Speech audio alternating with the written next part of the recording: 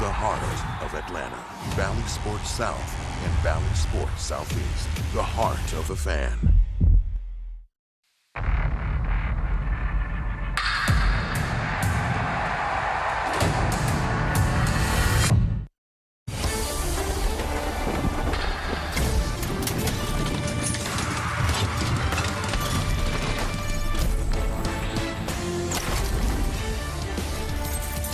From the mile-high city of Denver, Colorado, it's time for Braves baseball. It's brought to you by Truist. Our one and only trip to Denver begins at Coors Field. Yeah, the world champs are in town looking to get rolling with a 4-game set here on Blake Street downtown. With Brian Jordan, with Peter Moylan, Chip Carey. Great to have you back for Braves baseball. Atlanta's bats coming to life, BJ, and no better place for that to continue than the mile-high city here at Coors Field. No doubt about it, especially with this right-hand dominant lineup that the Braves have. You're facing two left-handed starters. They got a lot of left-handers in the bullpen. Look at their record, 11-6 versus left-hand starters this year. You got 4 games against the Rockies, scoring 6 runs per game. Guys, I feel good about this team, but they can't change. Continue to look to drive the ball the other way. The home runs will come. We've seen it. They're starting to be consistent. Hopefully we'll see that tonight. So, Peter, we know all about the offense at Coors Field. The effect on the pitching staff, is that don't change theme going to work for Ian tonight? We'll see with Ian. He's got that ability to go through that lineup with just a 4-seam fastball and his changeup, but he's really been working on that curveball over the last 2 and 3 starts, and it's got an effective weapon for him, bouncing that curveball. And he's been in Arizona this week, getting used to the high altitude and the dry weather. So I think that's going to line him up real nice to get through 5 or 6 innings for Ian tonight. Well, hopefully the Braves can get rolling, keep rolling offensively. They're trying to chase down the New York Mets, and the New York Mets are in Los Angeles with a series starting tonight against the Dodgers. Ground to be gained, and it's fertile ground indeed. We will have more from Colorado and Coors Field as the Braves and Rockies start a series tonight on Valley Sports.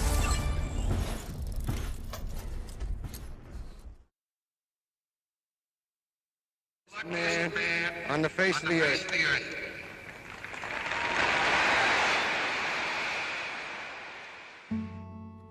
Forever known as the Iron Horse, Lou Gehrig is one of the greatest players in baseball history. On June 2nd, 1925, he became the Yankees' starting first baseman, on his way to the legendary streak of 2,130 consecutive games played.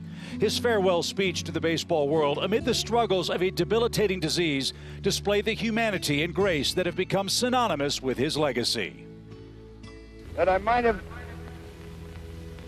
been given a bad break, but I've got an awful lot to live for. Thank you.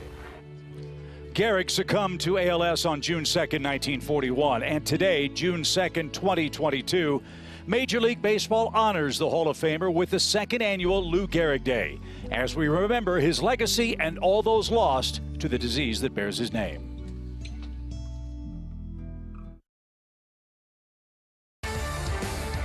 We welcome you to Denver, Colorado for Lou Gehrig Day, the 2nd annual remembrance of the Iron Horse, the Yankees great, who tragically passed away from that fatal disease on this date in 1941. The career of Lou Gehrig was remarkable as a member of so many great New York Yankees championship clubs.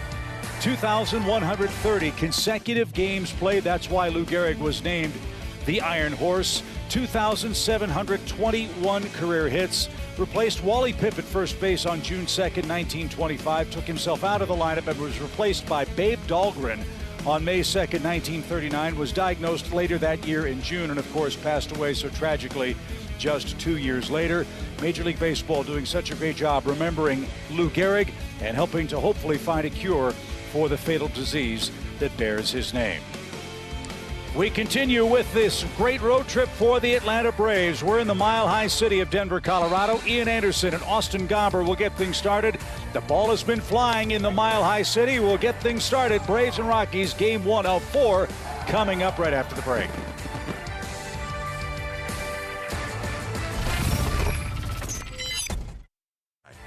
Toyota. Visit your local Toyota dealers today. Toyota, let's go places. The Georgia Lottery. Today could be the day. And by Kaiser Permanente. What a beautiful day in Denver to start a 4-game series. It's the Braves and the Colorado Rockies. Atlanta coming off an impressive win in Phoenix yesterday. 6 runs, no homers for the Braves.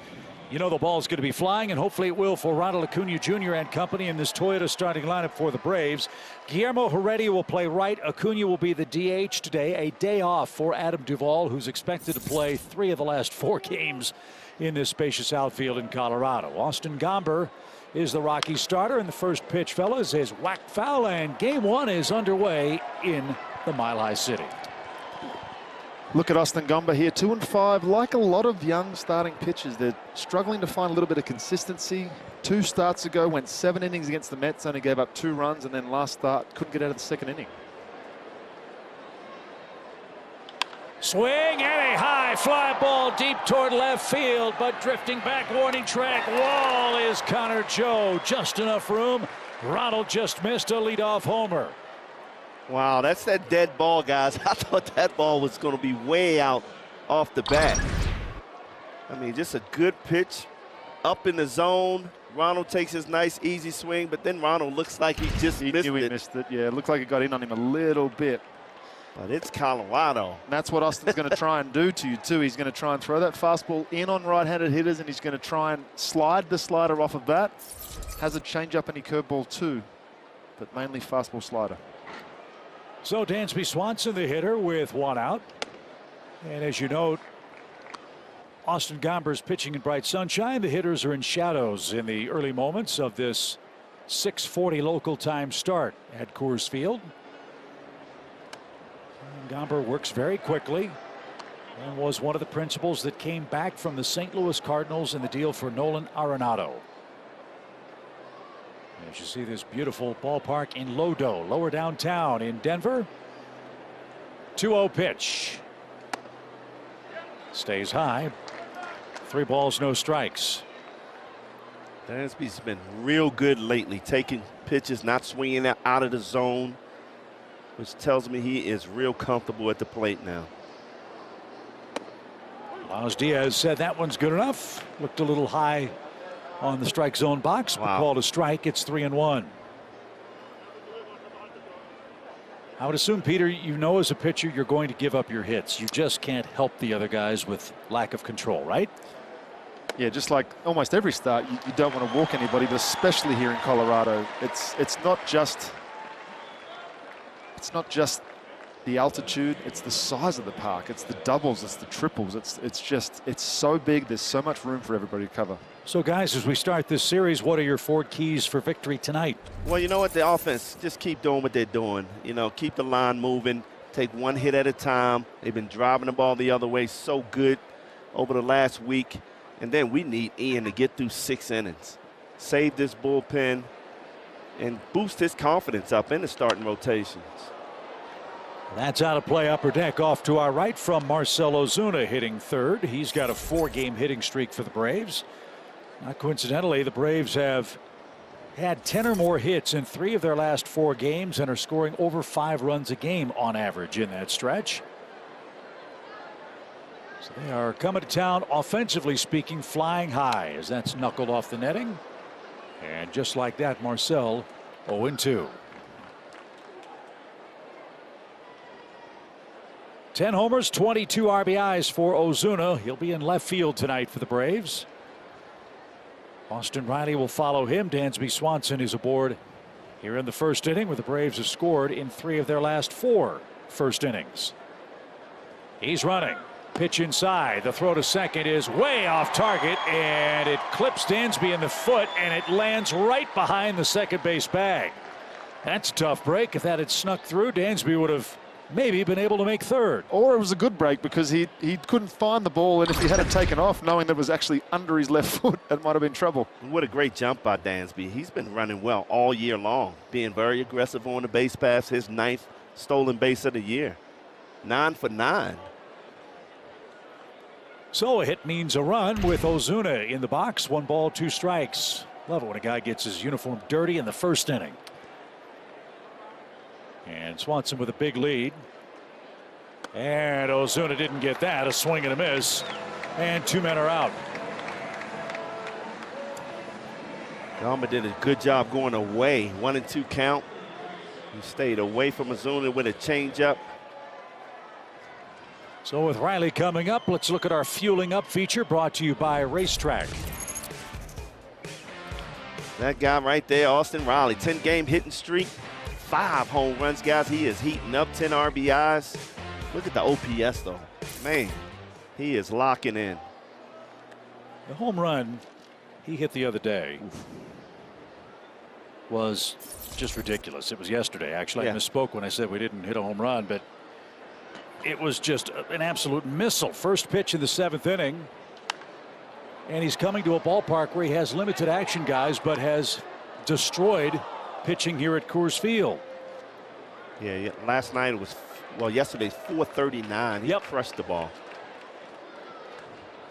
Exit velo was over 114. So right guy, right time with 2 outs. The pitch from Gomber is fouled at the plate. And it's 1-2. Why is Gomber such a valuable part of the Rockies team? Well, he's got a better ERA in this hitter-friendly park than he does on the road. That's interesting. That really is interesting. Well, I see he's throwing his changeup early, which has been pretty effective.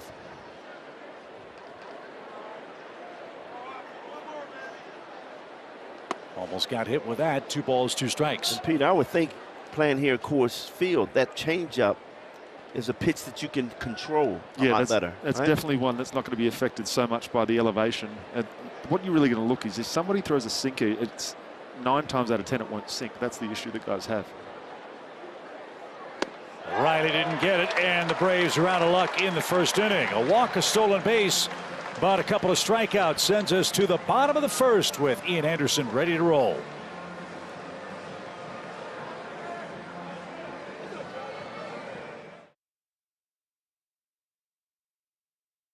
Of the 1st inning, the Colorado Rockies are 16-12 on their home turf. One reason why that man, Connor Joe, has a very impressive streak of 28 straight games reaching base. He's closing in on Charlie Blackmon's record of 31 straight. Blackmon's hitting second on Bud Black's Toyota starting lineup. And Ian Anderson, fellas, making his 2nd start in this ballpark. It's not a mystery to him anymore. And hopefully, as you said, Peter, that changeup will be A+ tonight. Yeah, I think Ian's been making some real big strides over the last couple of starts. He got in a bit of trouble going to that 6th inning last time out, but he was really good for the first 5. I hope that he can pick that up from that point. Look for that, as I said, fastball location and changeup is going to be really important first time through the lineup. And that's over but low, and Ian Anderson's night is underway. Ian looked great through 5 innings in his last start. I mean, as good as we've seen him. But a misplay on a ground ball to first, a home run, and then another 2-run homer took him out of that game against the Marlins. And Joe tries to split the gap in left center. Michael Harris over quickly. Joe around first. Harris loads up. Here comes his throw to second. It's a little high, and Joe with a leadoff double.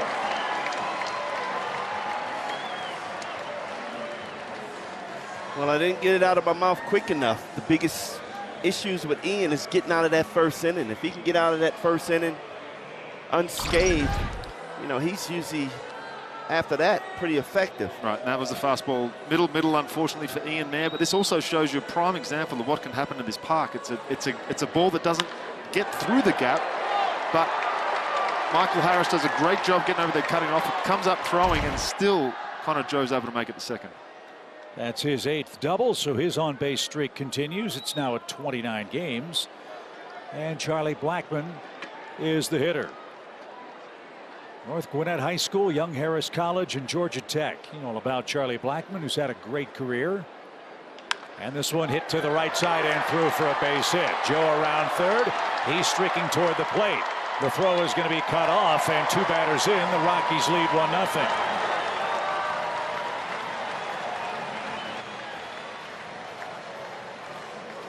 Well, Charlie Blackmon didn't waste any time. First pitch he sees, man in scoring position, got on top of that high fastball.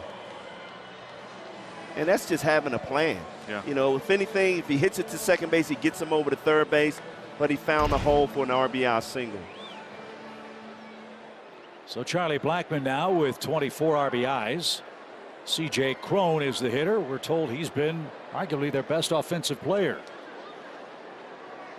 Big numbers for Cron with 13 homers, 38 driven in.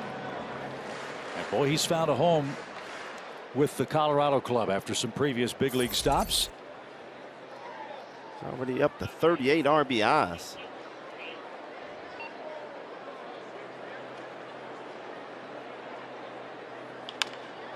And off the handle, out of play, 0-2. It's got that William Contreras stance going, where he's just very relaxed, straight up, hands up high, feet together.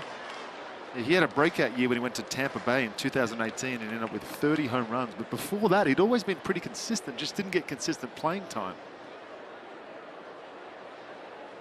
He's always had a big bat. 92 RBI man last year. The pitch. Struck him out. Ian Anderson with a good result. There's his first out. One aboard. Double play in order for Brendan Rodgers. Really nice example of that changeup. Came with a fastball, fouled a couple of fastballs off, and then went front door changeup, which is if he's got that locked in, it can be so effective. Got to get the location of the fastball dialed in a little bit. He has to be careful with this young man. Brendan Rodgers, 3 home runs in the doubleheader yesterday against the Marlins. That's having yourself a nightcap. He also had the walk-off. Walk-off 2-run ball. That catches a corner. Rodgers 5 homers, 23 RBIs. He's got a 19-game hitting streak. So like the Braves, the Rockies have some hot hitters. See if Ian can cool him off here in the first inning. 1-0. A double and a single.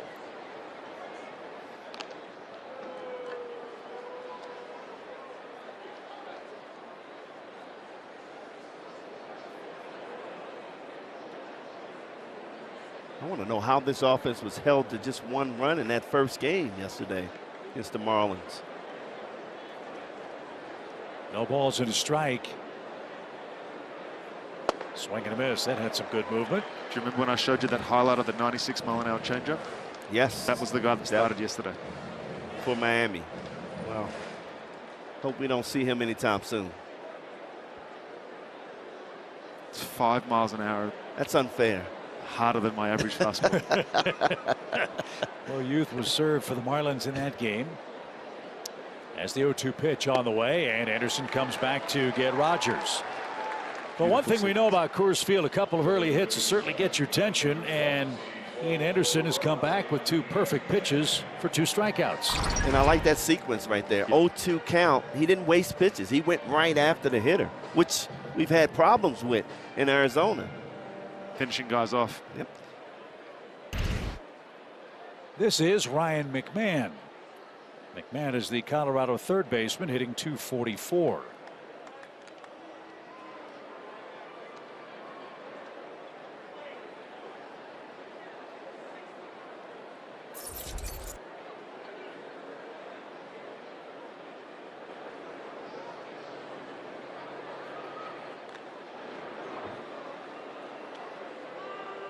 Haven't seen Ian throw a curveball yet. It'd be interesting to see if he tries to maybe get one over 0-0 here, see how it is. Test the curveball. Obviously, you've thrown plenty in the bullpen. Don't really know what it's going to be like out on the mound until you throw one.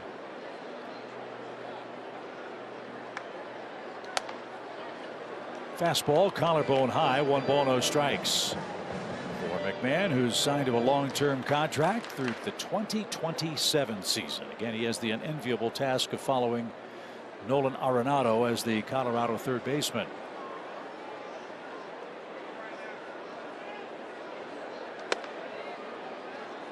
Little outside, 2 balls, no strikes.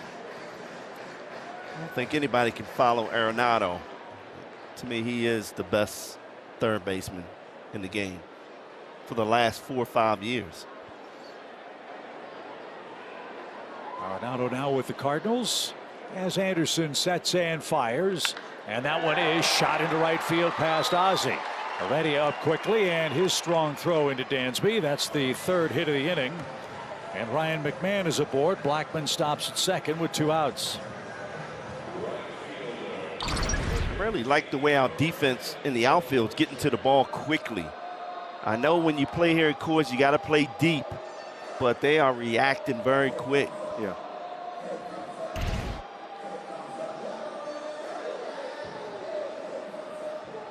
So a little 2-out trouble for Ian here. Randall Grichuk is the hitter.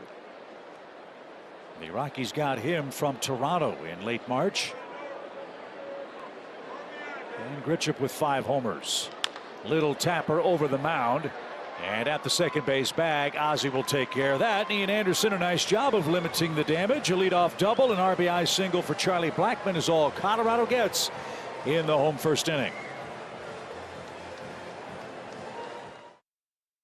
Our Georgia Natural Gas player of the game is Ozzie Albies, who loves hitting against this Colorado club. .372 average against this team. Hopefully this will get him going. He's getting his hits here and there, but we've seen him just heat up and carry a team. Got a lot of pop from that right side too. Yes, he does. They've been popping left-handed pitching. They've won 11 games started by an opposing southpaw, including 6 in a row. So that's on the line today. And, you know, Ozzie's thinking about Coors Field and snapping this long homer drought. 35 games now for the Braves second baseman without a long ball. Right team, right time for one right here. The pitch. That changeup. Braves haven't timed it yet. Yeah. And that's what I was talking about earlier, guys. You know, you get in the Coors Field and you're making that big long swing where they're not going to throw you that pitch. They're going to keep the ball away from you. So you got to look to drive the ball the other way. I'm sure that's something you learn as a Rockies player, that a lot of the tendency is for opposing teams to come in and try and get big. High fly ball towards center, but Garrett Hampson in the shadows will track that down for out number 1. Ozzie Albies retired. Matt Olson's coming up. You know, EY, and I talked about it before the game, and he played here. He was one of the great players that played here for a long time, and he said Ellis Burks taught him his approach should be the right field. Instincts will take over on the inside pitch, and that's what really got EY started here in Colorado. He started looking the other way. You already know he has great speed, but he started driving the ball over the wall. But his mindset was to right field. Another shot to center. Hampson drifts back now a few steps. And 2 are out. Yeah, Eric Young, part of the Rockies expansion team, the Blake Street Bombers. EY was telling us before the game jokingly that every now and then Dante Bichette and Vinny Castilla and Andres Galarraga would come and say, not today, just get on base. Don't try to hit homers today, we're feeling it. And EY certainly did that in his 5-year career with the Rockies. 378 runs, 180 stolen bases in 613 games as a Rocky. And now the Braves first base coach, where when he comes back is treated like a king. Boy, that was a lineup where you just played on the wall as an outfielder. It's like you can't even cheat in. 1 ball, 1 strike for Travis d'Arnaud, the Braves catcher tonight. 4 homers, 17 driven in for Travis, a .250 average. What year was the expansion? Was that 97? Colorado's first year, I think, was what, 93? Yeah, 93. Okay. So when they played at Mile High Stadium before this park was built. I remember I played there in AAA, Mile High, and when I tell you trash was blowing all around the stadium during the games, that was a tough place to play. That in San Francisco, Candlestick Park. Little pop into shallow right. There's a Coors Field hit, and d'Arnaud has the first safety of the game for the Braves. And it comes with 2 outs here in the second. You say it all the time, Beach, got to find a way. Got to find a way. 0-2 count. Put it in play, especially with the outfielders playing so deep here at Coors. You can collect a lot of hits here. But stack them together, that's the key. Right. And now let's see what Guillermo Heredia has in store for us. I tell you, he took some good swings yesterday. He did. For somebody that don't play a lot. That's right. Smoke toward right. Drifting back is Grichuk, and that ball is off the scoreboard. Darno's getting the green light as that ball ricochets back toward the infield, and Guillermo Heredia with a triple ties this game.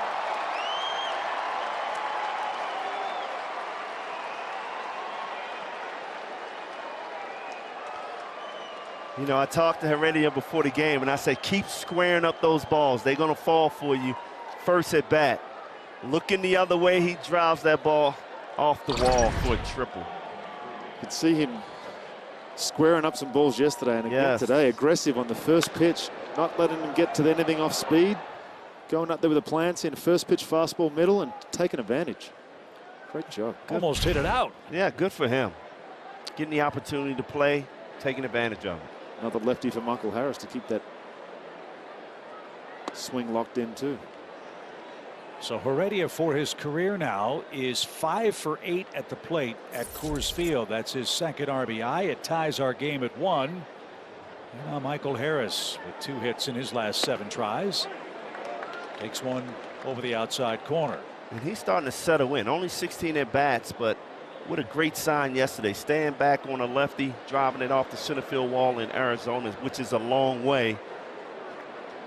Collecting his second RBI. That ball up the middle. Long throw at second. Bad throw will score a run. Harris on his way to second. And the Rockies infield defense, which has cost him all year long, costs him with a bad throw. And Atlanta takes the lead. Got to check that out and see if it's just a throwing error, but a hit. And he has to make a perfect throw going to his right. The Colorado Rockies have committed 41 errors. That is the most in the National League. I mean, that's a tough play with the speedy Harris running. Well, the point of it is, if Rogers holds the ball, you've got Harris at first base. But that wasn't even close. And that's going to be ruled an error. So another man in scoring position, this time for Ronald Acuna. And to illustrate the point on the Rockies infield, 42 errors now on their infield. They've made 22 errors. The entire Braves team has made 24.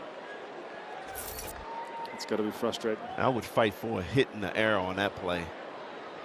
That's a tough play going to your right for the second baseman. And look, we talked about walks are things that pitchers cannot survive. You can't survive bad defense in this ballpark either. Absolutely not. Giving extra outs here. So the Braves have their first lead. It's 2-1 in the second inning. Getting better looks at Austin Gomber. Acuna up with a 1-1 count. They're trying to keep him honest. Ronald almost hit it out to lead the game off. This will be pitch number 20 of the inning for Austin Gomber.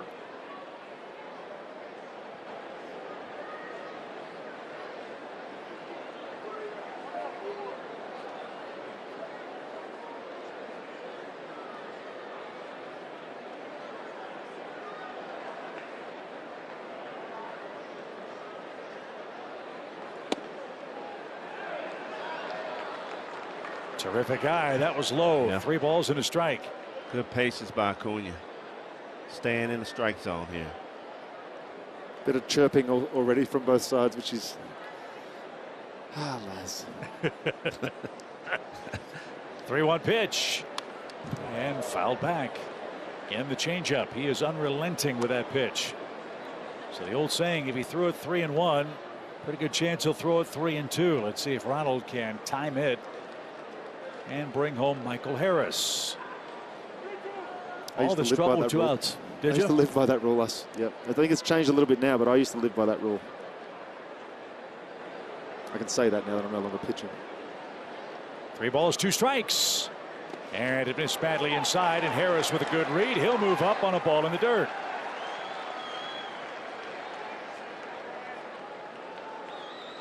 So a walk and a wild pitch, and all of a sudden the magic has disappeared for Gomber here in this second inning. Like how Harris kept his eye on the ball. As soon as that ball hit the dirt, he took off. If Dansby can find a gap here, we've got 3 whippets out there that can absolutely motor. 3 Whippets. Mini Greyhound. Mini Greyhounds. Okay. Hey. I learned something new today, Chip. I thought he was talking about the Devo song for a second there. As Braves look to add on, it's a 2-1 game. Swing and a miss. Dansby went for the downs, didn't get the change. He walked and stole a base in the Braves' first. Man, there's nothing better than a 2-out rally. Braves have one here in the second. Harris and Acuna the runners. Ronald was leaning and just did get back. Wow. Thought he had him there. He was leaning in a big way. Oh, man. Well, that tested the knee out right there.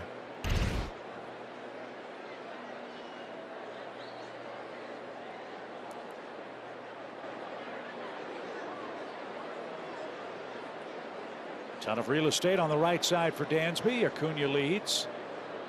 Faking, not going, and way outside. The Braves are piling up the pitches for Gomber here in this second inning.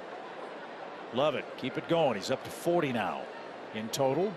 Dansby's been so good with his getting those hands in and going the other way. I'm quite sure he's looking out there. That right center field gap is wide open. The whole right side, really, when you look at it. It makes you wonder how Hampson and Grichuk can give signs to each other in center and right. I mean, they're in different area codes. Pitch. Smoked up the middle, a base hit. Harris will score. Dansby Swanson with an RBI. 25 of those. Now Acuna's going to go to third. He's revving the engines here in this second inning. That's why, as an outfielder, you have to charge the ball and get rid of it, because so many good base runners will deke you, slow down, and then in your mind you relax and they just take off. That's an excellent play by Ronald Acuna. Even better by Dansby Swanson taking that ball up the middle. Look at Acuna slow down. He saw him relax and he just took off. Perfect setup. That happened to me when I was a young pup. And Willie McGee, the veteran, was playing with San Francisco. I was with the Cardinals. And I was in left field. I came up and I saw him slow down. And I'm sitting there tossing it. And he took off to third base and I panicked. I think I threw it over the third baseman's head. So I learned my lesson. And I learned it early. So how do you combat that? You attack every ball as if you just assume that they're all going to take the extra base? You cannot assume that he's going to stop at second. So you charge every ball, get it to the cutoff man as quick as possible. Darryl Scott, the Rockies pitching coach, out to settle down Gomber. Single, triple, error, walk, single, all with 2 outs. And the Braves are in front for the first time in the series. 3-1 your score. You like offense, this is going to be your series. Braves coming in hot. As we said, 10 or more hits in 3 of their last 4 games. They've got 3 hits already tonight. The pitch to Marcel is inside. Ball 1. Yes, Colorado played a doubleheader yesterday. Had to use a lot of pitching. As you were rattling off the sequence of what's happened, it was like memories playing in my head of the runs I've given up. Aren't you glad you're sitting up here now? So happy. No more backup sliders, no more sinkers that hit Brian McCann in the face. I'm telling you, BJ, it's an unnerving experience to go out there and the movement you've had on a baseball for the whole year disappears. And you've got to try and adjust. 1 ball, 1 strike for Ozuna. He's got 10 career RBIs in this park. And he lashes that one off the netting foul. All of a sudden, Gomber trying to get the ball inside on these Braves hitters. Yeah, that's a couple of pitches that's way inside. Ozuna just being aggressive. Now I think he's going to throw those changeups away and get him to chase like he did the first at bat. Yeah, that was the scouting report that I got. He liked to come in hard with the 4-seam and throw that slider off it. And then you've seen a lot of changeups today. Very casual throw to C.J. Cron at first to try to pick off Dansby Swanson. Acuna came charging down the third base line. But he's back at third base with Ozuna awaiting a 1-2 pitch. The former Cardinals squaring off during the second inning. It's been a long inning, and Gomber does not look comfortable at all right now.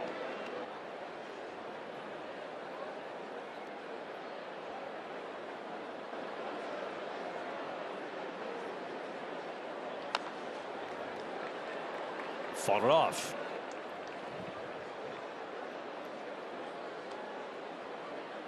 '30th pitch coming up this inning by Gomber. Well, you know it's better than 30 pitches? 31 or 2. Keep him out there a good long while. Braves have a 3-run second.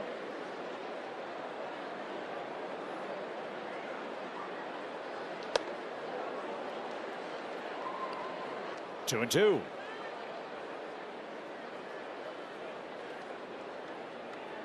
Austin Riley would love another chance. He waits on deck.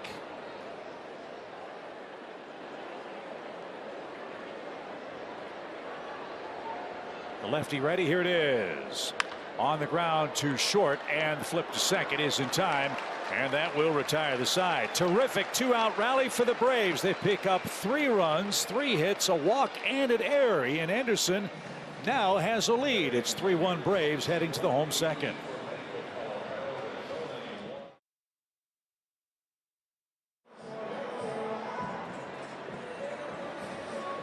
The 7, 8, 9 hitters for the Braves have scored Atlanta's 3 runs. And in the Colorado second, their 7, 8, 9 trio's coming up. Jose Iglesias, the shortstop, will go to work first. One thing I can say about these Rockies hitters, they're swinging the bat. They're very aggressive. I don't think Ian threw more than 3 pitches per batter. Those guys are swinging. And that was the first curveball we've seen today. Even if it just puts it in the back of their mind that he's got it as a 3rd pitch, sprinkle it in there a couple of times and rely on that devastating changeup. No balls, 2 strikes for Iglesias, native of Cuba, and that's off the plate. It's 1-2. Iglesias has been around. He's on his 5th big league team. The pitch is fouled away. Peter, you saw this guy quite a bit in the AL Central, right? Sure did. When he was with Detroit, faced him a bunch. They were very right-handed right the way through their lineup, so I threw against these guys a bunch, and it's just the energy that he brings, the defense that he plays every day. He's a fun player to watch. He's on a nice hitting streak himself with 12 games. And he's a tough out with runners in scoring position. He's hitting .472 on the year.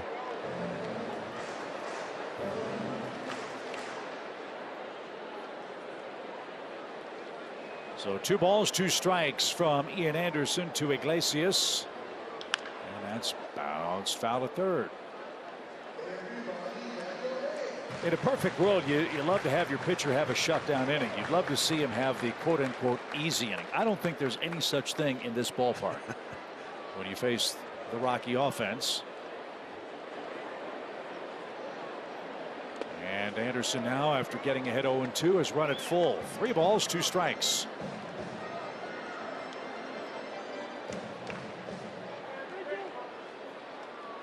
.415 to straightaway center, 390 to left, 347 to the left field line, and Olsen will scoop that up, and he'll take care of Iglesias, who peels off after an easy out. 1 man down for Ian Anderson. Our Coors Light beating the pressure feature in Game 1 at Coors Field tonight.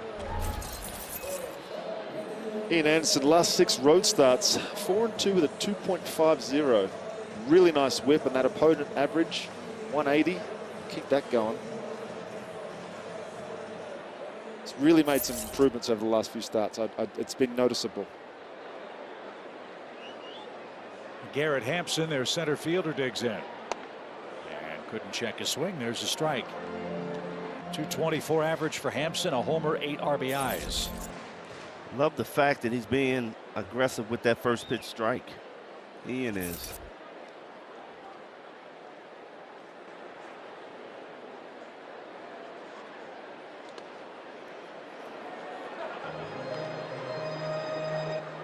Another curveball, that one in the dirt. You got to keep throwing it, don't you, Peter? And that's exactly what you can happen to you, is that you know that you're not going to get the same amount of break or the same amount of bite on that pitch. Sometimes you just try to overcook it.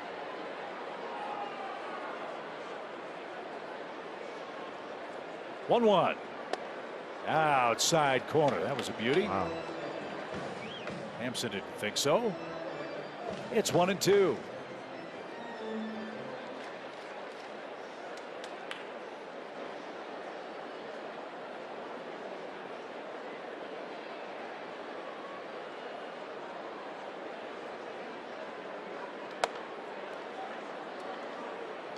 Mound and home plate now in shadows.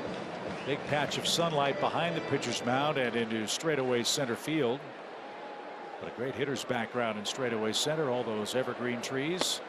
And Ian Anderson has his third strikeout. Hampson is retired, 2 outs. Base is empty, and the catcher Brian Servin is coming up. Again, beautiful sequence here, finishing off with that changeup that just, when that changeup's going good, you heard Glove talk about it. It doesn't just beat him with the speed, it beats him with the amount of drop that it has, the amount of depth that he gets from that. Sometimes he can get it to go left to right, sometimes it goes straight down. I'm not sure if that's a deliberate manipulation of his fingers or whether that's just something that happens to him, but it's such an effective pitch. You made a point in Braves Live, Peter, that I think our audience would like to hear again, and that was you felt that being in Arizona in the dry conditions there was a big aid for the Braves pitching staff in this series in this park. Yeah, just even getting a chance to feel the baseballs in Arizona and play catch and throw bullpens and get to pitching games a week ago or throughout the week. There's such a difference in altitude, and when you get into a dry climate, the grip, learning which rosin you're going to use in this kind of temperature, because there's new rosins, there's new sticky rules, everything's different, and they're having to learn on the fly. Swing and a miss. Good fastball right on by the catcher. 2-1 the count.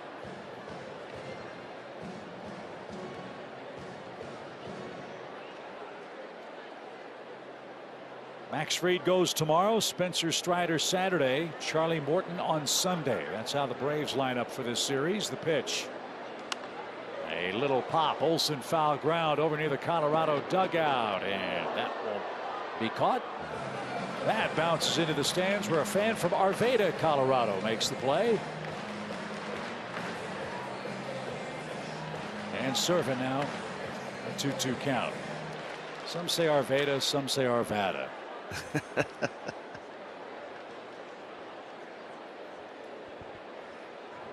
That could be a fun game. When they gave me the seating chart for where the fans sit in Colorado, they didn't give me the pronunciations. Doggone it, we'll work on that in between innings. The 2-2 pitch.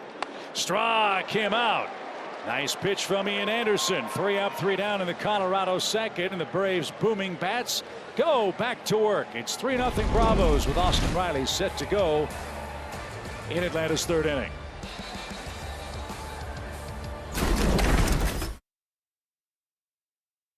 The altitude, we've all heard about it. We all know about it. Talking to the manager, Bud Black, I said, what's the secret? He said, Paul, it starts out in the minor leagues. He goes, we got to talk to our guys, and we got to get it in their heads, in their brains, to not worry about the altitude. So we call it attitude over altitude. Don't worry about your ERA, and the only thing you have to worry about is out-pitching the other guy. Don't change a thing. Guys, back to you. Well, we'll see if that attitude at altitude is going to work for Ian Anderson. It looks like it's helped him settle in. He has struck out 4 men after the first 2 Rockies reached, and in the blink of an eye they led 1-0. Braves though took the lead right back in the second, and have Austin Riley going to work first, and that's off the end of the bat out of play. 0-2 for the Braves third baseman. Tell you what, Chip, this offense has been so good with 2 outs. They forced Gamba to throw 23 pitches with 2 outs in the second inning.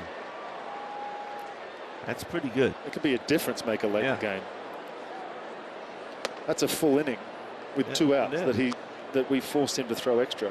And that's an inning early you get into the bullpen. yeah, I beg your pardon, Peter. And Ian Anderson, short work of their offense in the second, so he's right back out there after 31 total pitches last inning. And that a little high. It's 2-2.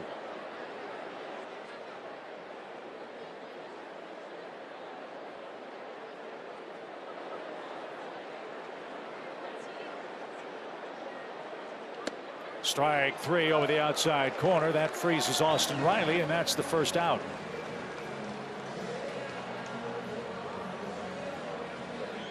It's a good pitch away. Got to be looking there with 2 strikes. Peter. No? Come on, you used to hit. You got 1 at bat, didn't you? I got it multiple. There's a big breaking ball that Ozzie took for ball 1. He popped out to center. Pretty well hit, but he's 0 for 1.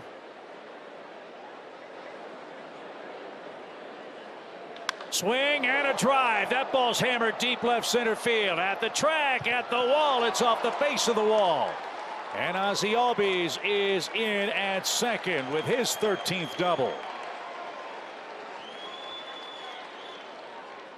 Here come the Braves again, this time with 1 out and in the 3rd inning. It's a big field. I just knew that ball was out of here, just off the wall. I mean, even that swing looked like he got him. Great start for Ozzie, though. So his hitting streak against the Rockies at Coors Field lives on. It's now 11 in a row. Now let's see if Matt Olson can drive him home. That's had a good road trip with 5 hits, a homer, 5 RBIs. Still taking his walks.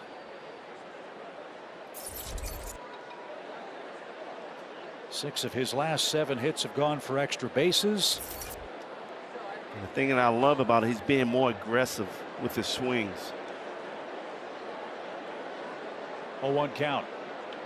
Sharply hit on a line to Crone, and Ozzie dives back at second safely, and that's the 2nd out. I think one of the words that you used earlier was relentless, and that's something that we noticed with the Braves offense last year, is that they can continue to just put up good at-bats late in games against closers, against middle relievers. Didn't matter who it was. They just kept adding on and adding on. You can see that that's kind of shifted a little bit now. Earlier in the game, they're not letting the guy get comfortable. Swinging the first pitch fastballs, not letting him establish anything. Yeah, and yesterday was a great sign, adding on runs late in the game, which we struggled with scoring runs after the 7th inning. Swing and a shot down the left field line by d'Arnaud. He ambushed him. He hit it out of here.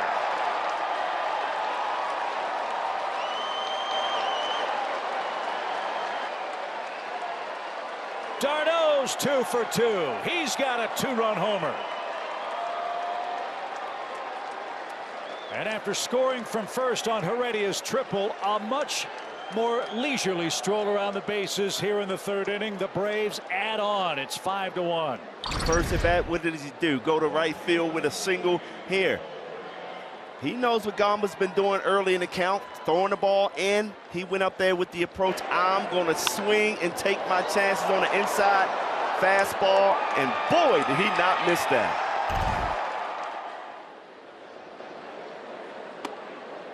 Two out runs, add-on runs, big home run. There's a little conversation between Travis and Ozzie. It might have something to do with lack of pop from one second baseman, maybe. Maybe he can point him to where the weight room is tomorrow. Well, they're starting to have some offensive fun. And look, let's face it, first 6 weeks, that was what was lacking. Yeah. It's coming around. But you can see guys making adjustments, having a plan going up there. 2 quick strikes for Heredia, who tripled and scored in his first trip. And that throws him over the inside corner, and that will retire the side. Ozzie Albies with a double to center. d'Arnaud with a long home run to left. That's what you call a Rocky Mountain high, folks. Atlanta leads at 5-1 after 2.5 at Coors Field.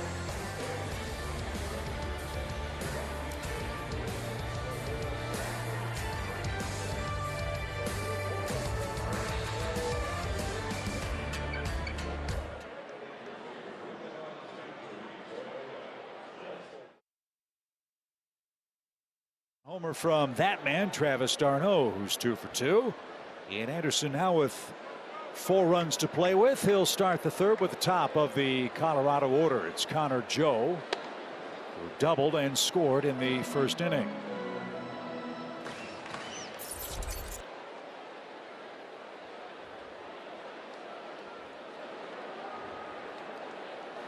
Connor Joe was briefly in the Braves organization in 2017. Braves got him from the Pittsburgh Pirates when they sent Sean Rodriguez back to the Pirates.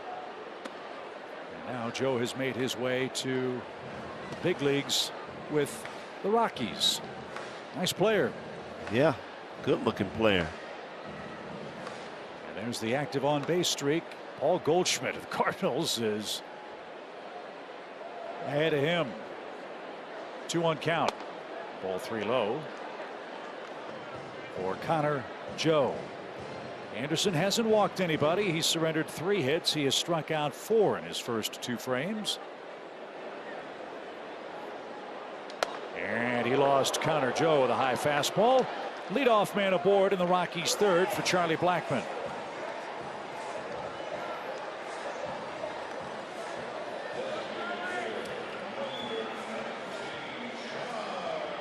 Rockies were very aggressive early in the count the first time through the order. Again, they played a long day of baseball yesterday. A doubleheader they split with the Marlins. 40 runs combined in that just concluded series. And now Charlie Blackmon, with his 24th RBI, is the hitter with Joe at first. Joe 2 out of 4 in steals if Bud Black puts him in play. He's got a good lead, not going. Outside, ball 1. Charlie Blackmon, still a real good player. Hometown boy out of Georgia. Continues to get it done for the Rockies.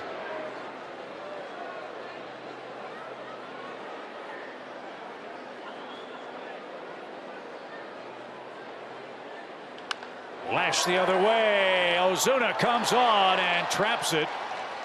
And Joe in no man's land had to scamper into second.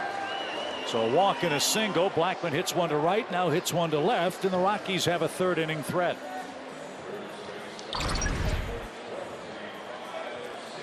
Nice job by Ozuna here, keeping that ball in front. Yeah. Charlie Blackmon just showing what's made him such a good hit over the last 10 years minimum. Yeah, he pulls the first ball with a man on second base, getting the job done, gets a single RBI, and then this at bat. Ball away, he just goes right with it. C.J. Cron struck out his first time up.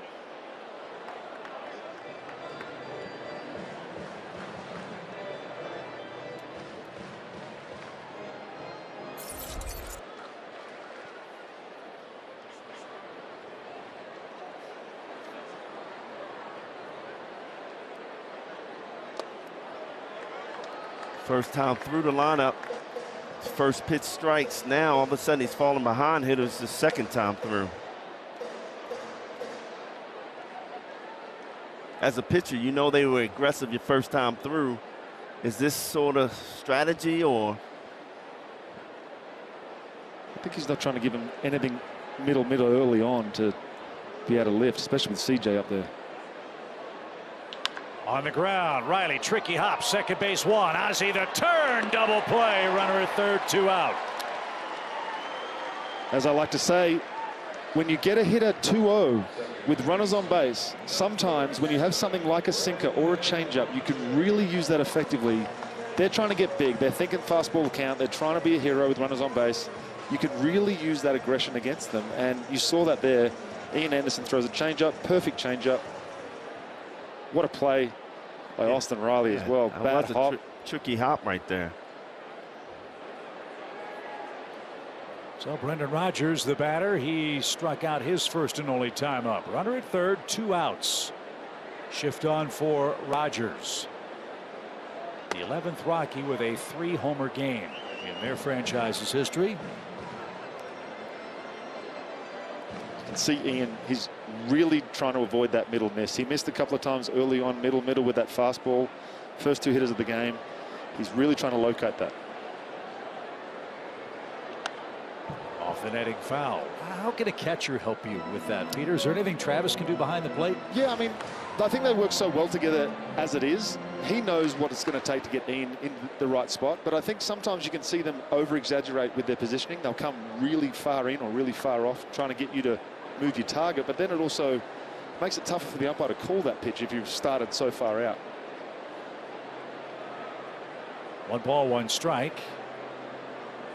For Brendan Rodgers, the pitch. Hit high in the air, left center field. Ozuna and Harris. And Michael hauls that in, and what a job by Ian Anderson. 2 on, nobody out. Double play, fly out. Rockies fail to score. Braves enjoy a 5-1 lead.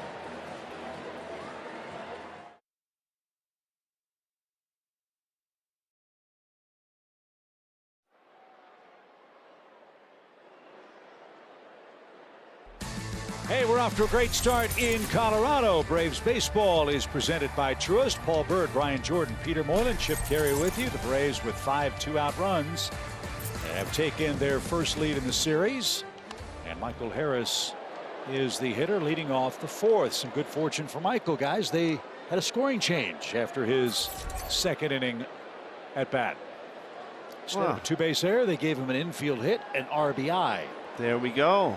So he's up to 3 ribbies as a big leaguer. I'm glad the scorekeeper was listening to me. Yeah, we were worried we were going to have to hold you back. I know, he deserved that. But man, not only can he hit and run, but what a difference defense makes in center field. You know, I remember Andrew, for pitchers, when you got Andrew in center field, it makes everything so much easier. Well, I see this kid the same way. He can run and go get him. 1 ball, 2 strikes. And I'm pretty sure he was yelling to Marcel, "I got it," on that drive off the bat of Brendan Rodgers. But man, if you have speed, man, you would love to play here in Colorado. I used to love playing the outfield here. On the ground foul. Yeah, I wonder from an athlete's perspective, look, you enjoy coming here because you figure you're going to get a chance to get a lot of hits. Yeah. But the psychological toll of knowing what's ahead of you in a 3 or 4 game series, is that something you look at with dread or with excitement? I guess it depends on whether you're a hitter or a pitcher. Yeah, for me, a hitter, yeah, I'm excited. Even as an outfielder, I'm excited. You know, especially when you got a guy next to you like Andrew Jones. We used to have fun. We used to play games out there because, you know, typically everybody say play deep, play deep. Well, me and Andrew used to challenge each other and play in a little bit and take those little bloop shots away. And we could go get them. I mean, if they hit it in the gaps over our head, we can go get them. This one popped up center of the diamond. And the grab made at third by McMahon for out number 1. Ronald Acuna Jr. is the hitter. He's our Zaxby's indescribably good player. And is 0 for 1 with a walk so far tonight. Last 15 games, it's just good to see him on the field, whether he's DHing or out in right field. Need his bat in the lineup. 327, 448, 12 runs scored, and he's running. He's stealing bases. 7 for 7.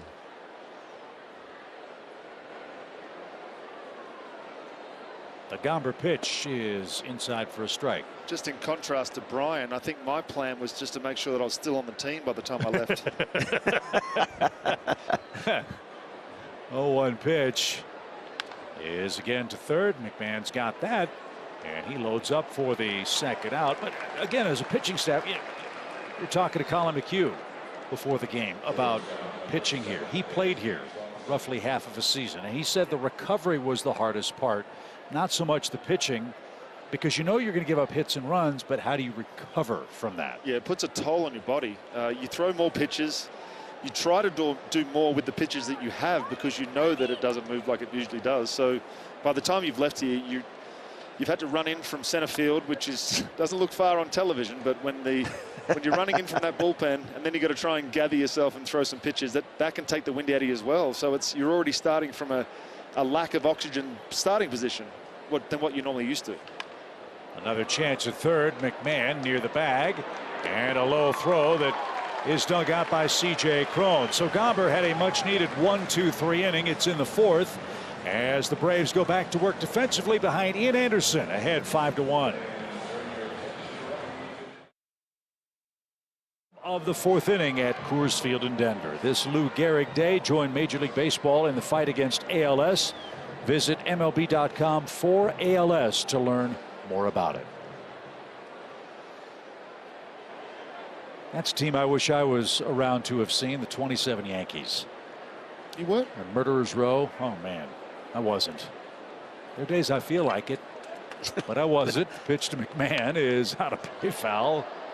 And strike one for the Colorado third baseman. Just glad that I'm not the only guy receiving old guy jokes at the moment. It's good. It's early.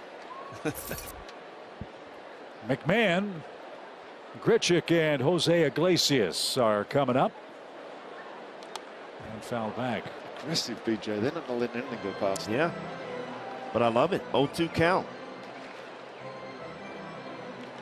Dave Magadan is their hitting coach. Dave Magadan had a terrific big league career. He's Lou Piniella's cousin. Really? From Tampa. Yep. Saw him in the background of that shot of McMahon in the box. The pitch is out of play, foul. Lou Piniella. And I say this with tongue firmly in cheek, but being the hitting coach for the Rockies in Denver is like being the weatherman in San Diego.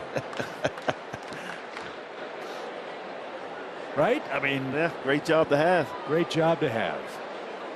And Dave's a really good baseball man. The pitch is fouled at the plate.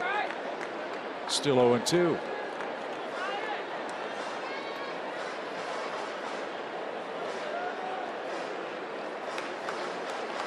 Diaz making sure Travis is okay on that foul ball. Love the economy with which Ian Anderson has worked. He's about to throw his 49th pitch. Almost a 2-to-1 strike to ball ratio, which is great. That one just missed. 1 ball, 2 strikes. McMahon had a multi-hit game against the Marlins. He's got 14 of those on the year. He singled his first time up. And he's making Ian work here. That's off to our left. As good as McMahon has been offensively, defensively he's had some problems. 10 errors already this year.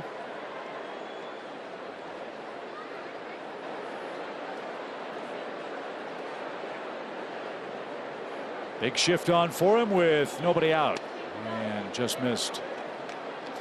This is the other thing Coors Field can do to you as a pitcher, is because your stuff isn't as sharp or doesn't have the same amount of bite and break, it allows guys to foul your best off-speed pitches off.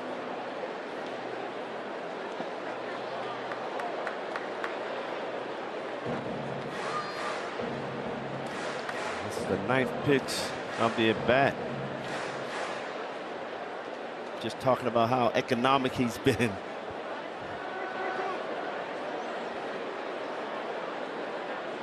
So the payoff pitch is caught on and missed. It came back to get him. Ian Anderson now with 5 strikeouts and already has pitched longer at Coors Field than ever before. His first start was 3 innings. He's gone 3 1/3 tonight.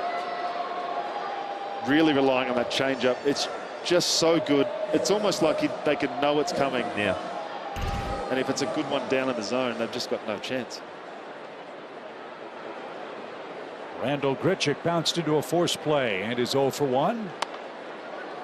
He came over from Toronto for Raimel Tapia. Remember, Tapia had some big games against the Braves in seasons past. Grichuk, a pro's pro. Wasn't he the guy that was drafted ahead of Mike Trout one spot? He was. I think that was Randall Grichuk. How about that fear? Back of the bubblegum card. It's outside. 2 balls and a strike. Forget the back of, I'm putting that everywhere. That's going to be my license plate. That's going to be on the back of my car. That's going to be on my house. Mike who? That's just like what, Brad Daugherty going before Michael Jordan, right? Is that it? Sam Bowie. I think it was Sam Bowie. Sam Bowie, yeah. Bowie. Yep. Yeah. Look back on that one. Holy cow. And so with all respect to Randall Grichuk, who's had a great career, that's the inexact nature of scouting, isn't it? So 2 balls, 2 strikes. Ian's pitch is lifted softly toward right. And lots of room for Guillermo Heredia. He'll put that away. 2 quick outs.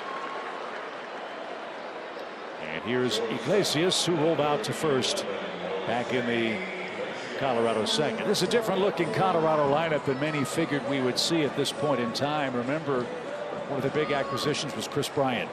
Gave him a 7-year contract. And unfortunately for Chris, got off to a decent start, hurt his back, came back. The back's hurting again. So he's unavailable in this series. And to your point, he has said, Peter and Brian, biggest issue, recovering from playing every day at altitude. Yeah. Not to mention, backs are tough, and especially in colder weather too. I know there's not early on in the season. The weather here can be obviously freezing, and the natural recovery is not going to be there. Right. I'm not completely sold that he's not going to come back and just be a franchise player that they expect him to be. Just got off to a bit of a tough start. That is lined into right field. Iglesias goes the other way, and he has his first hit, a soft single in front of Heredia in right. So a few more pitches coming for Ian in the 4th inning. Garrett Hampson's coming up. He struck out in his first trip. I mean, this is the park to play Pepper because look how far Heredia is away from that ball. And that's a long run for Heredia.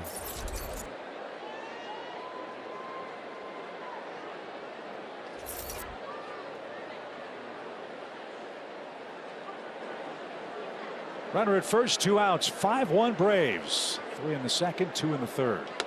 For the Atlanta offense, which has 6 hits on the day. Colorado made an error which helped the cause. A long homer for d'Arnaud down the left field line. Part of the offensive onslaught. Michael Harris, another hit, run, and RBI in this game. And Anderson, the story on the mound. The pitch fouled straight back. It's even, a ball and a strike. You hear us talk about efficiency all the time. Eric O'Flaherty and I used to have a rule of thumb. It was 15 per. That would give you 7 innings at 105 pitches. And if you got to the 6th inning and you completed the 6th inning with 90 pitches, there was a good chance you were going back out. So we would look at this right now and say he's 3 over what he would normally be at. He's got to make up those 3 pitches at some point over the next couple of innings. Runner goes, good jump, high fly ball, right center, shallow. Harris coming on, still coming. He got it. Speed never slumps. Michael Harris covered an acre or 2. Ozzie greets him with a pat on the back. Anderson is out of the 4th inning. All Braves heading to the 5th.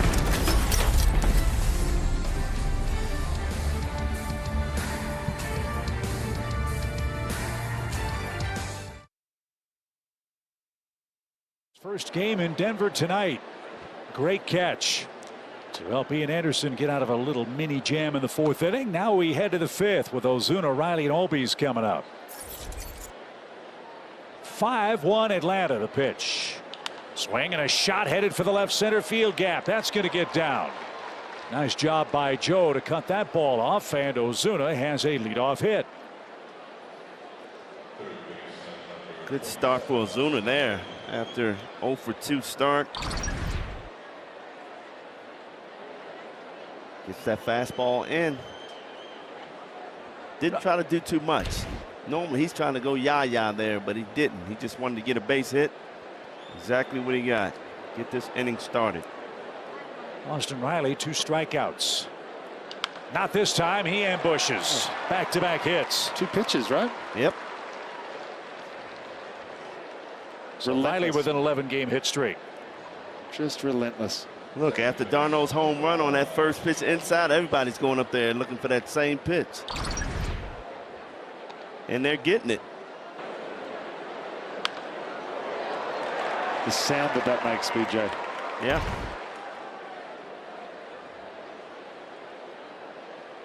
So keep on adding on. As we said, no lead is safe in this park.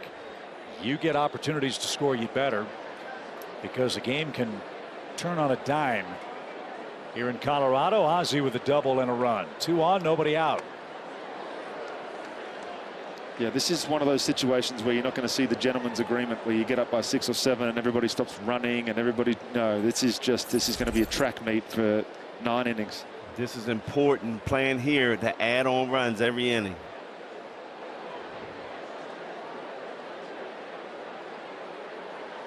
In the dirt. And a ball and a strike.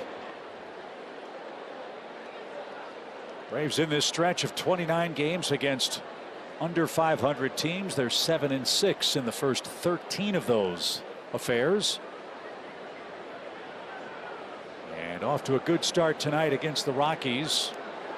The Mets are in LA tonight, playing the Dodgers, who you know are coming to the ballpark a little hot under the collar. They were just swept by the Pittsburgh Pirates in a 3-game series. First time the Pirates have done that in 22 years.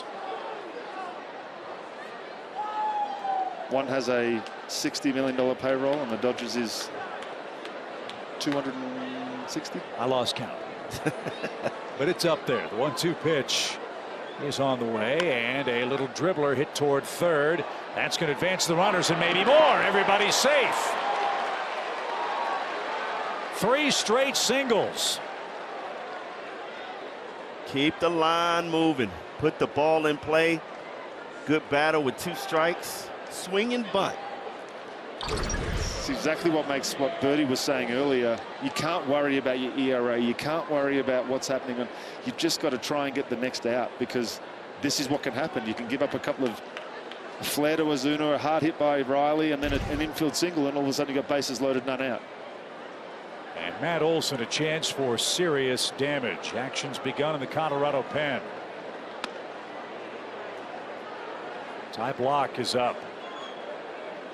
And so is Matt Olson, who's flied out and lined out.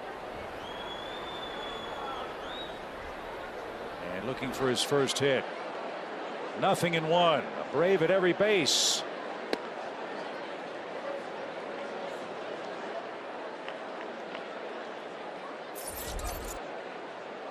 Matt had this situation the other day in Arizona. Stayed down on a pitch away. Drove it in a left center field gap for a 2-run double.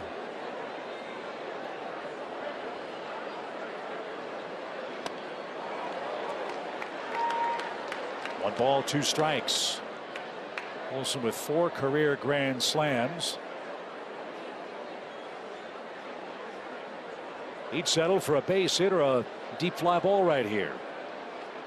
Ozuna at third, Riley at second, Ozzie at first. Get the job done. Caught again by Cron. He just saved a bases clearing double. And a repeat of what happened to Matt in the 3rd inning. Wow. Unbelievable. Wow, he blistered that ball down there. Perfect positioning. If he doesn't catch it, that's down the line, and the track meet is on. Really good base running by every single one of the Braves Yeah. at base to freeze on that line drive. That's something you get taught as an 11-year-old. Sometimes you forget it, though. Garneau is 2 for 2. Ambushes another one. Fly ball deep left. It's going to be a grand slam. Have a night, Travis Garneau.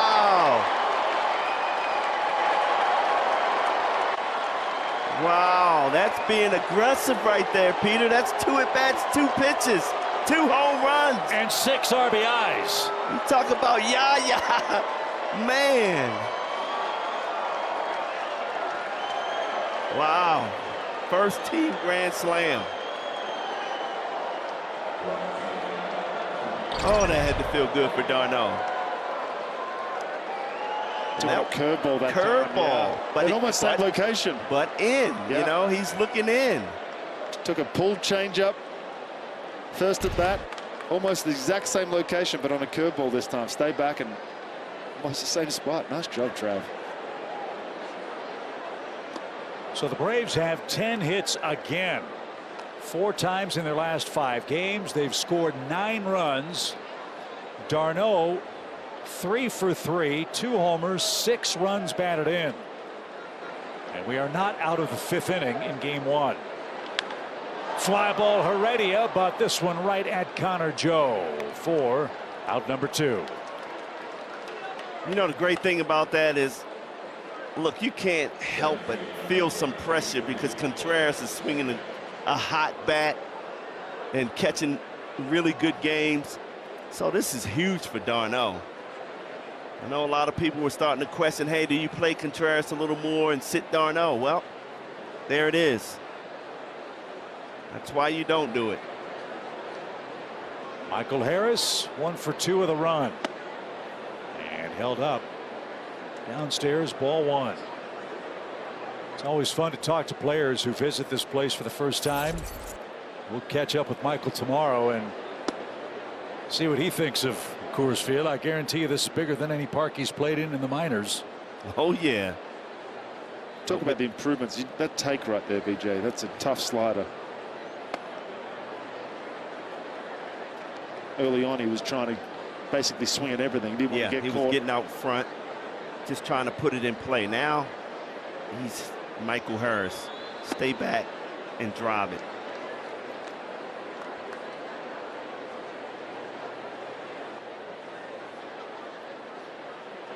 Two balls, 2 strikes.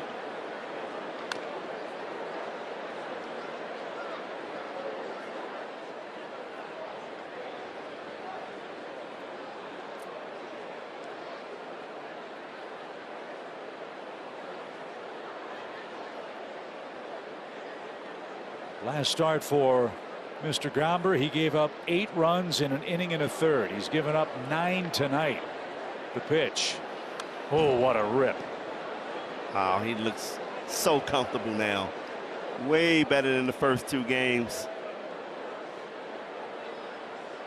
And the more that he makes great plays defensively, the offense will slowly come. The 2-2. Took that high breaking ball. Full count.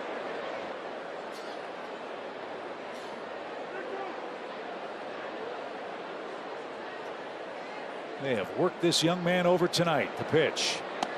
And strike 3. Freezes Michael Harris, but not before Travis d'Arnaud puts a big cap on a big 5th inning. The Braves score 4 times.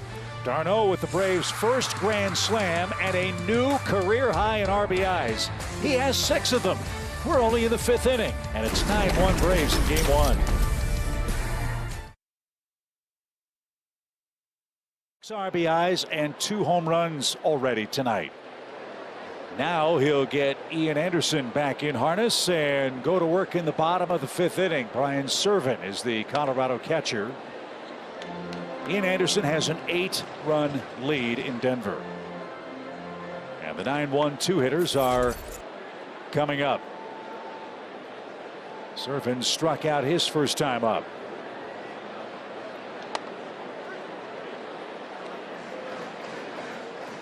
Atta baby, bear down.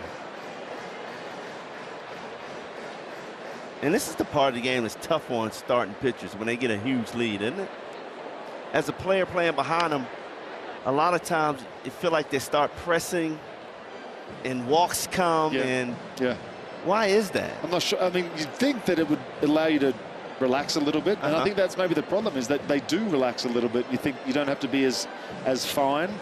I know that you want to try and throw more strikes, you want to be more around the plate, you want to try and induce more action, but you don't want to give up 6 runs. Well, we have a man here who knows about games like that. He was a starting pitcher, Paul Burt. Why is that? Well, I think it's what you said. You try to do too much. You don't want to walk guys, because if they score you 9 runs, last thing you want to do is take the field and walk guys. So there's added pressure. When that happens, it's 2-0. Well, now all of a sudden I want to walk a guy. I'm going to throw a fastball. The hitter knows that. And so when I came to the Braves, I'm pitching in Puerto Rico, one of the first games we ever played there, pitching against the Expos in a major league game. We got a big lead. And Bobby Cox told me, don't you change a thing or they will catch up immediately. And I thought that was great advice. Swing and a miss. Came back to get Brian Serven. That is 6 strikeouts for Ian Anderson and 1 away in the 5th inning. I would think too, Paul and Peter, that if ever there was a ballpark or an offense in a ballpark that would not allow you to rest on a 9-1 lead, it would be Denver, Colorado, and the Rockies. You're absolutely right. And Chip, that pitch right there is proof that he's not changing a thing. It's 3-2. Well, He's throwing a fastball. Whole stadium knows it. He pulls the string, throws the change, and you get a strikeout. And you're right. In this park, anyone can come back. There's the grip. And the parachute comes out as it gets to the plate. And that's it, Chip. Not many pitchers are going to throw a 3-2 changeup with a 9-1 lead. But you're right. We're in Colorado. It's kind of like mud football. No lead is safe, and you got to play and pitch your game. And he is certainly doing that. Ian Anderson rolling along the pitch. Joe hits that a long way to left. Ozuna back to the wall. He can't get it. It's off the top of the wall. And Connor Joe on his way to second. He'll take a big turn and stop there. Marcel got back to the fence but couldn't corral it. And Connor Joe has his second hit. Both of them doubles tonight. And I think Marcel might have taken a chunk out of the padding. Yeah, I mean, left. You see him running back, looking back at the ball instead of trying to get back to the wall, put his hand up. And I think you don't even have to jump on the ball. But he didn't want to take his eyes off the ball. I can understand that too here in Colorado. And that was the difference between a changeup down and the one that stays up a little bit. Allow him to keep his hands back, and obviously got some good wood on that. Charlie Blackmon's 2 for 2 with 2 singles. Joe has 2 doubles. This one lifted toward left. Long run Ozuna. He's going to try to deke Connor Joe. And there's a Coors Field hit. Charlie Blackmon 3 for 3. That makes it a 9-2 game.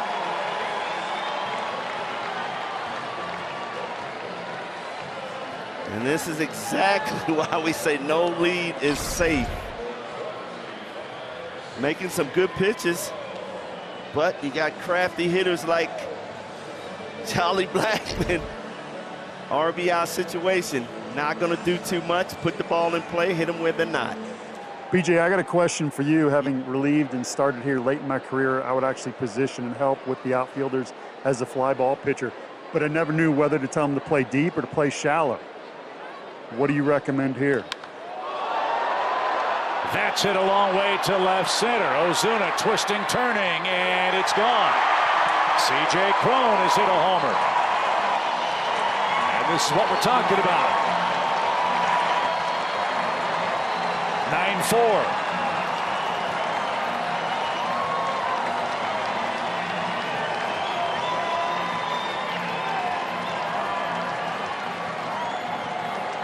It's happened in the matter of 3 pitches too. Yeah. Again, you get a 9-1 lead. You don't just want to lay things in there, but at the same time, you don't want to walk anyone. You're trying to get ahead of every hitter. You're trying to establish what you've been doing for the first 4 innings. Right, but getting back to your question, Paul, you know, it depends on the hitter. But, you know, when we set up, Andrew, myself, when I was with the Braves, you know, if we had a big lead, we would take those little bloop shots away and force them to hit it over our head. Because a lot of times, depending on the hitters, they're not gonna hit it over our heads. Yeah. And the last thing you want to do for that pitcher is give up that little bloop shot. Yeah, it's funny you say that. In this inning, guys, the double and the homer, yeah, those are big hits. But the bloop is the add-on run. That's the one that kills you. The bloop shots, the singles, RBIs, bloop shots. You want to take that away. That was always the debate on our teams, and a lot of people agreed with you. Playing shallow was more important because of the bloop shots. But you still lead by 5. You've got 1 out, and you've got Brendan Rodgers behind in the count. Rodgers is 0 for 2 with a strikeout and a flyout. We'll have the top of our order coming up in the 6th inning. So stop the bleeding here, Ian. It's lifted to the right side foul. And Rodgers still alive. 1 ball, 2 strikes. It's just amazing. I don't care how many games I've played here. I've seen this too many times. You know, you get a big lead, and here they come.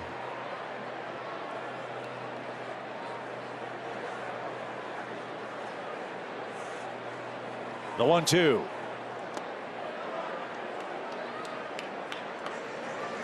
Rogers hitting .359, 5 homers, 22 RBIs since May the 1st. As we told you, an active 19-game hitting streak. He is 0 for 2 so far tonight. And he's now 0 for 3, and Anderson with his 7th strikeout, and 2 are away in the Colorado 5th.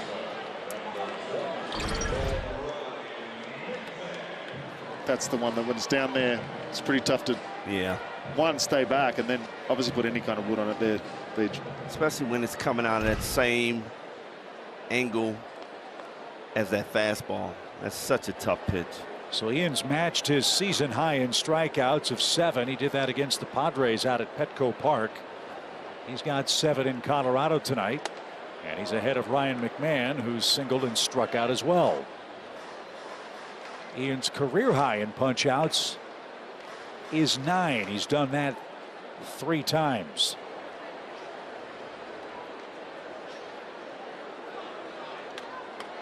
No shift for Ryan McMahon. And a fastball. He took it right down Blake Street. Now Atlanta will shift. Riley will scamper into the rover spot between Olsen and Ozzie Albies. And Anderson way ahead in this count.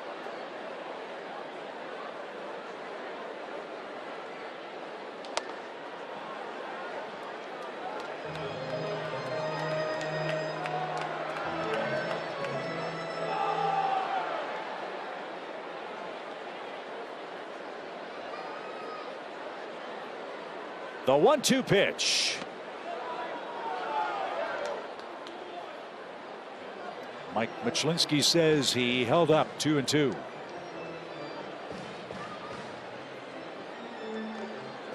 Ian's pitching like a man on a mission tonight. He was really frustrated after he came out of the game against the Marlins, and he has pitched a brilliant game to this point. Needs one more out to qualify for the win. The pitch. But he's gone full. Anderson has had a handful of 3-2 counts in this game. He's only walked 1 hitter. In fact, he's had 4 of them. And he's gone to that changeup a lot with 2 strikes. Let's see if he does it again. With the bases empty, here it is. He got him. McMahon is down on strikes. Another changeup, another strikeout. Anderson records 3 punch outs in the 5th inning. Colorado gets 3 runs, but still trail by 5. What a job by Ian Anderson. Top of the Atlanta order coming up.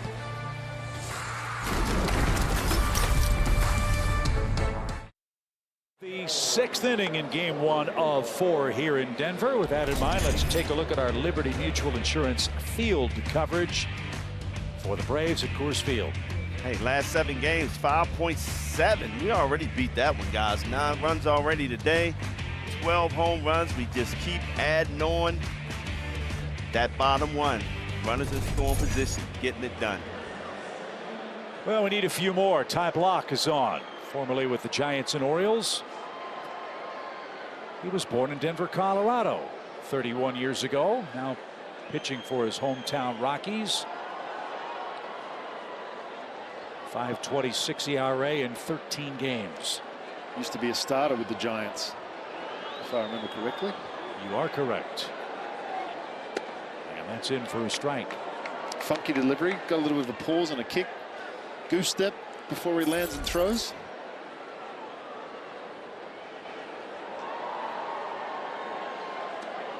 Does that throw you off, Brian? That little odd, I don't know what you call it. It Kick does. With the front foot. It does.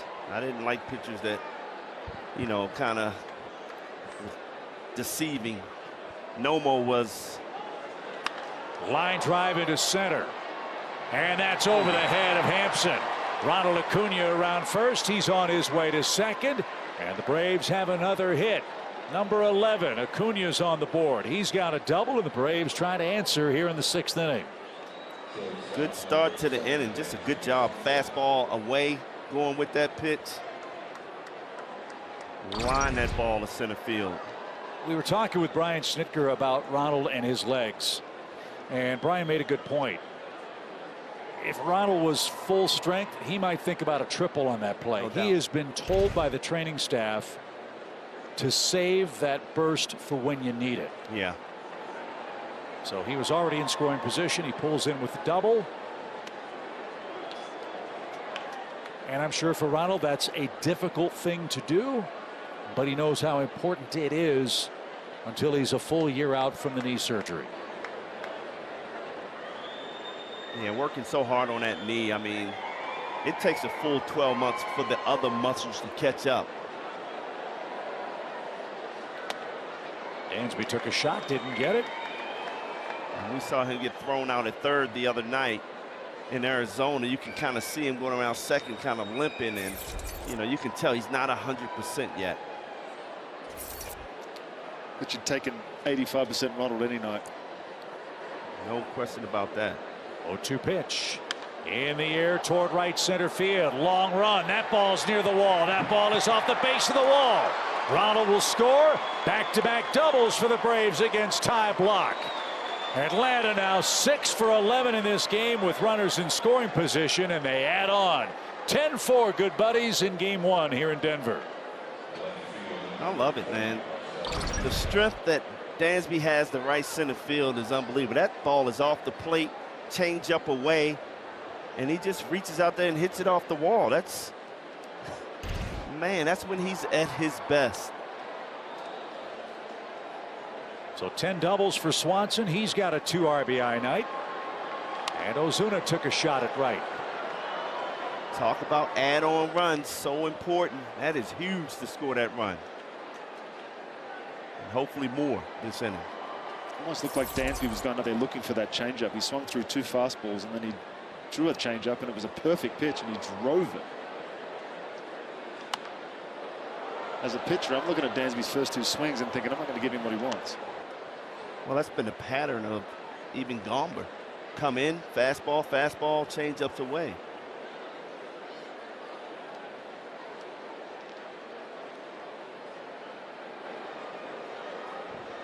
Oh, 2.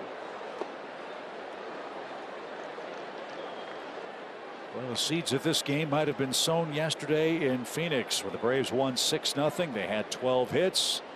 The approach was good. The results were great. Just a crisp, clean game. Something the club talked about as a group. Had a team meeting just to get things back on track. And there's an example. Marcell Ozuna trying to do the right thing, advances the runner with nobody out. That is a great baseball play for Marcell Ozuna. Yes, it is. ABC baseball at its best. And you can see from his first swing, he was trying to hit it the right field, getting the hands in. And there, he just kind of gave himself up, moved the runner over for Austin Riley here to drive in. And look at the Braves dugout. Kevin Seitzer, Brian Snitker all give him knuckles and say, job well done. Now a fly ball gets you another run.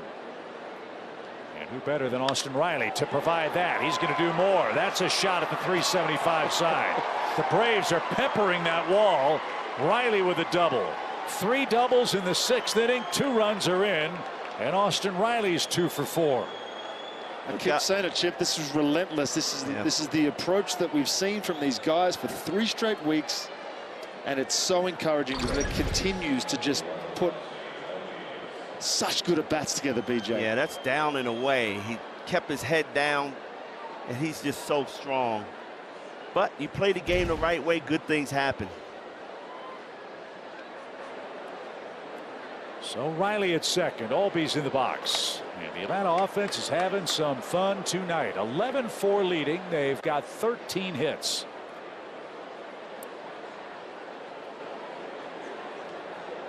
Six of them extra base hits. And for Bud Black, this is a real rough turn of events after their doubleheader yesterday. Already in the 6th inning on his second pitcher, 11 runs allowed, and the series just starting. No mercy in the transactions. Yeah, not just a regular doubleheader. They went extra innings in the second game. So, man. Talk about use of that bullpen. So pour it on. The pitch. Off his thumbs, back toward us and out of play. It's still a ball and 2 strikes for Ozzie Albies, who last year became the youngest second baseman in the history of the game with a 30-homer, 100 RBI season. His career is still just getting started. And he's improving as a hitter every time I see him go out there. These kind of at-bats are just something that's been missing from Ozzie over the last few years, is the long, drawn-out fighting, battling at-bats. He's always been so aggressive and hard early contact. Now he's able to stay back and fight balls off, foul balls off, get into hitters' counts. And everybody get on him because he's so aggressive, but I mean, he's still very young. If anything, I want you to be aggressive. You know, as he continues to mature as a player, that's going to get better. Golf toward McMahon at third. He'll hold the runner. And the throw to first is in time for the second out. Well, if anybody deserves a hit tonight, it's this guy, Matt Olson. 2 line drives to C.J. Cron, his first base counterpart for the Rockies. He's also flied out to center tonight, so Matt 0 for 3.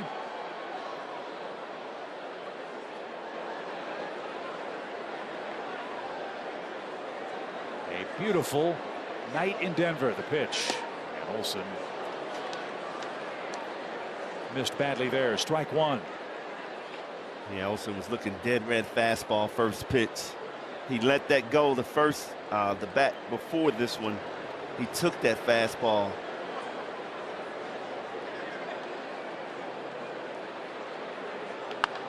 Over the second baseman's head, that's a hit. And Austin Riley will come home to score, and the Braves get those runs right back. Matt Olson with an RBI hit. Every Brave starter already with a base hit in the game. That had to feel good for Matt Olson there. He just ripped 2 balls down the line and right to the first baseman. Now you just bloop a shot for RBI. I hope he says to C.J. Cron, get that one. Stayed in on that slider, kept his head down.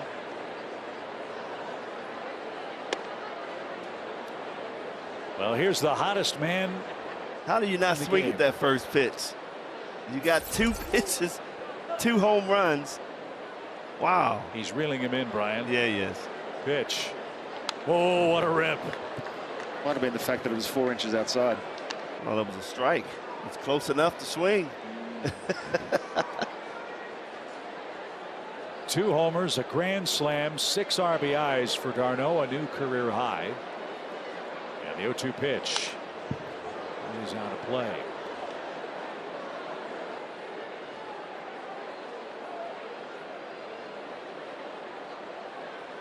This is a fair goal. Yeah, he is. He failed to mention when Travis was up in the 3rd and 5th innings.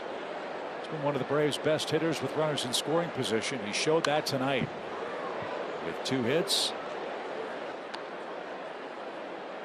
And at long last, the Braves have their first grand slam. Here's how far they went and where they went. Our StatCast 3D presented by Google Cloud. That first one was pretty straight down the line. But then the next pitch he saw, he goes 392.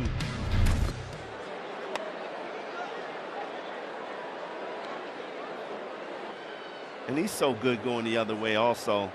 And I told you, that pitch inside here, Coors, is all instinctive.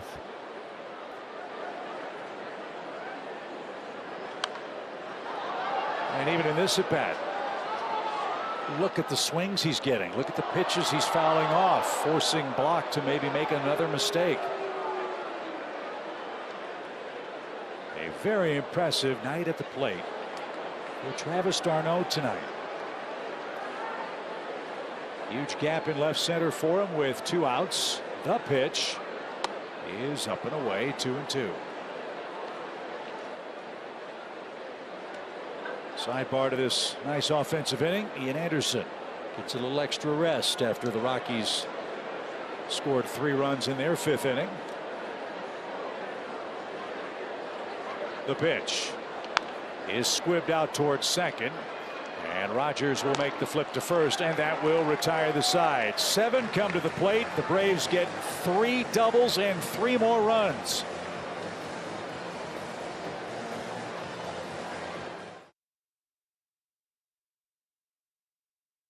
Let's check out the T-Mobile coverage cam. A lot of Braves fans here in Colorado. How about that hat? How about that hat? Man. That's a nice hat. Peter, I can see you wearing that hat. It's because you have. Well, hats off to Ian Anderson tonight. 5 innings, 8 strikeouts, only 1 walk. You'd love to get him through 6. He's got the bottom part, Peter, of this order. Yeah, he would love to get this through this inning, especially after the last outing. He knows what happened. He wants to get through this as much as we all want him to. Randall Grichuk gets things started. Grichuk is 0 for 2. Again, Anderson, 8 strikeouts, a season high. 9 strikeouts is his career high. He's got an 8-run lead. Again, this one off his glove, ricochet to Ozzie, and that spin cost him. Tough break. If Anderson lets that go, it's an easy out, but no such luck. Grichuk aboard to start the inning. Unfortunately, the instincts are to try and knock that down any way you can because it's going up the middle. Ozzie was right behind the base, had to readjust. Transition just lost it. Made his pitch to Grichuk. Make another one here, get a double play. Iglesias, the batter, he's got a single. It was a soft hit to right. He is 1 for 2. Action has begun in the Braves bullpen as Anderson up to 89 pitches. And a fastball strike. Jesus Cruz getting up.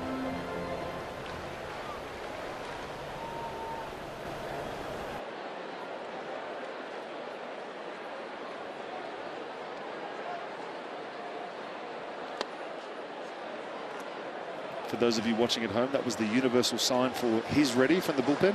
If you don't want to run all the way to the phone, which is a little bit further away in the Rockies pen, you can just give the hat off, ready to rock.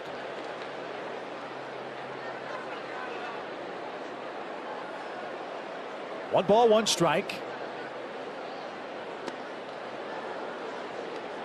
Well, I love the game plan, and how can you not love the execution of Anderson and d'Arnaud tonight? You called it, Peter. You said that changeup would be a huge pitch for Ian. And to this point, the Rockies have not done much with it. He's got Iglesias set up with a 1-2 count.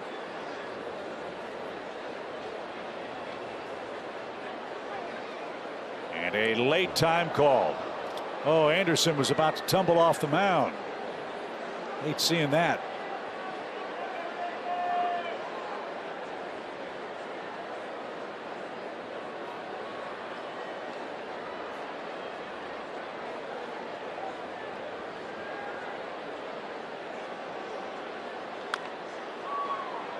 I've got to ask you something.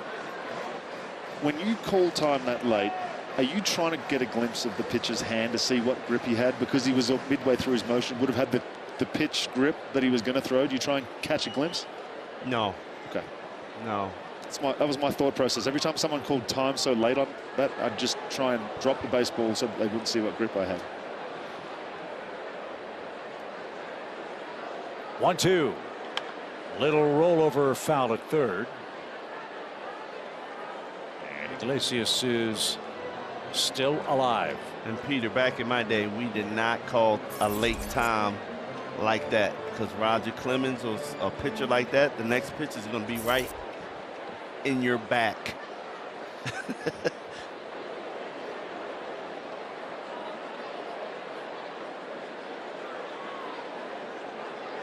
One-two pitch.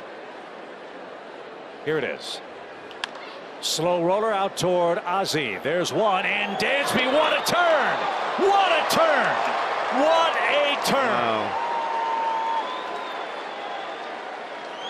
That was as good a turn as we've seen second to short all year. He was so quick across that base. Ozzie did a great job getting it out of his hands nice and quick. Perfect feed. Dansby didn't even, almost like he didn't even touch his glove, and strong throw to first base. Great play by Matt Olson too. Wow, all round great defensive play. I mean, the only way you're going to get him out is Dansby throw a bullet. He did, but Matt Olson, good reaction there. Falling off the bag, making the catch. Wow. So the Braves have turned 2 double plays on the Rockies tonight. Garrett Hampson, their final hope in the 6th inning. Hampson has struck out and popped out. And that skips up 1 ball, no strikes. Tell you what, Brian Snicker, he's just taking a nice deep breath in to get that big double play. And hopefully Ian can get through this next out.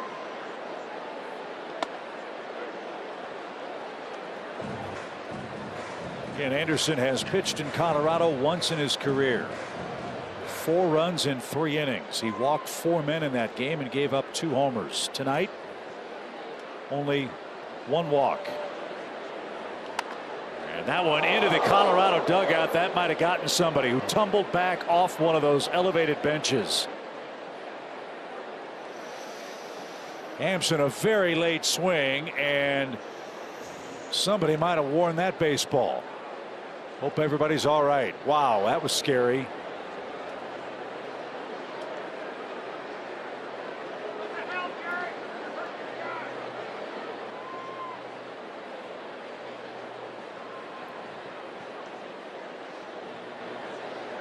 Man, that is scary. 1-2 pitch.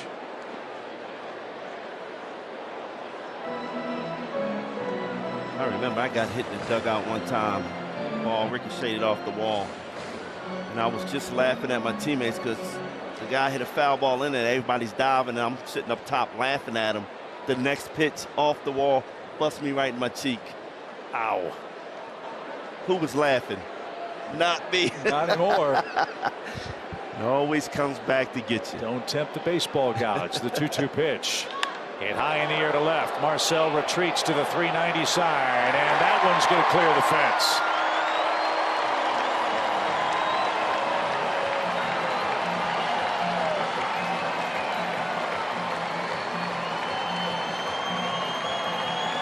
So 2 homers for the Rockies tonight. Garrett Hampson has his 2nd.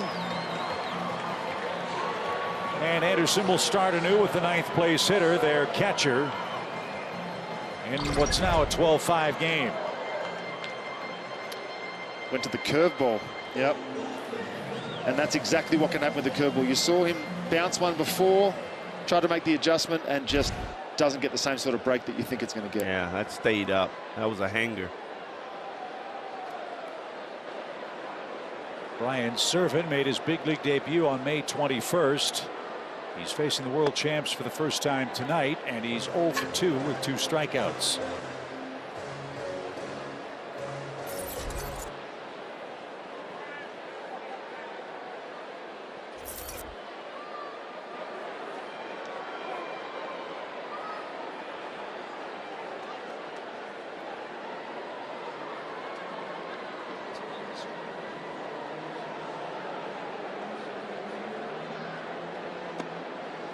Now Ian 1 strike away from matching his career high in strikeouts and getting through 6 innings. I know the idea is not to trick people, but I think if he throws a fastball right now, it might just freeze him. He is so locked in on that changeup.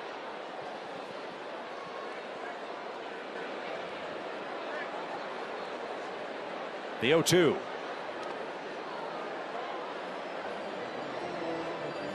When the Braves come up in the 7th, Heredia, Harris, and Ronald Acuna Jr. will be at the plate.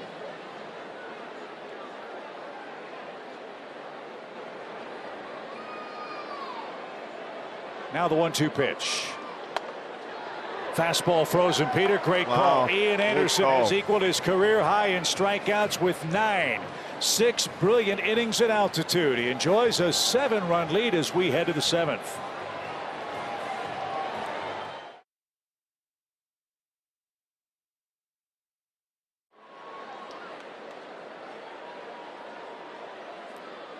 Trevor, thank you very much. Ball's flying in Denver, as you'd expect. 17 runs, 24 hits through 6 innings.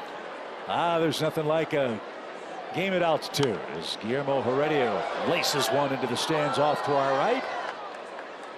And the Atlanta 7th is underway. Heredia's had a nice night. An RBI triple and a run scored in the 2nd inning when the Braves took their first lead.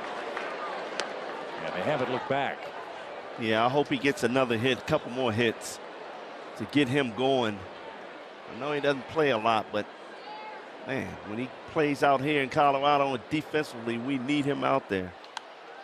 This is his 7th start since May the 1st. And man, that's tough. As you said, keep your swing on time, keep your legs under you, keep your attitude muscle in the right place, because everybody wants to play at this level. All right. And Guillermo, a nice night so far. Ty Blach back out for the Rockies, working his 2nd inning. And off the netting foul. We'll do it again. We'll keep you updated on the Mets and Dodgers. New York starting a 4-game series in LA tonight. The schedule for the Mets gets a lot tougher over the next 2 weeks. Time for the Braves to take advantage. They're doing that tonight. And Heredia didn't get that off-speed pitch. Changeup fooled him. And Ty Blach has his first strikeout. 1 man down. Michael Harris coming up. First, a quick message from Zaxby's. It's the new Signature Club with bacon and cheese. Remixed by Zaxby's.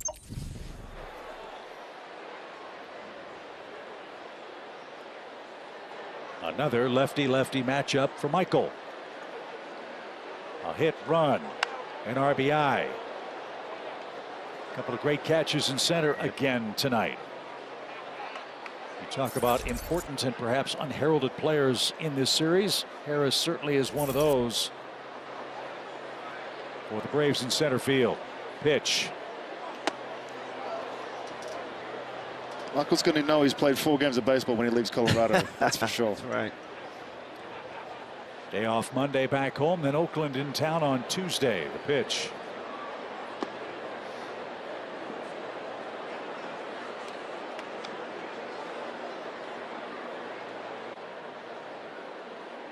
Love to see him get that first home run out of the way. What a place to do it here at Coors Field. The 2-1. Fisted foul toward the Rockies on deck circle. It's 2-2.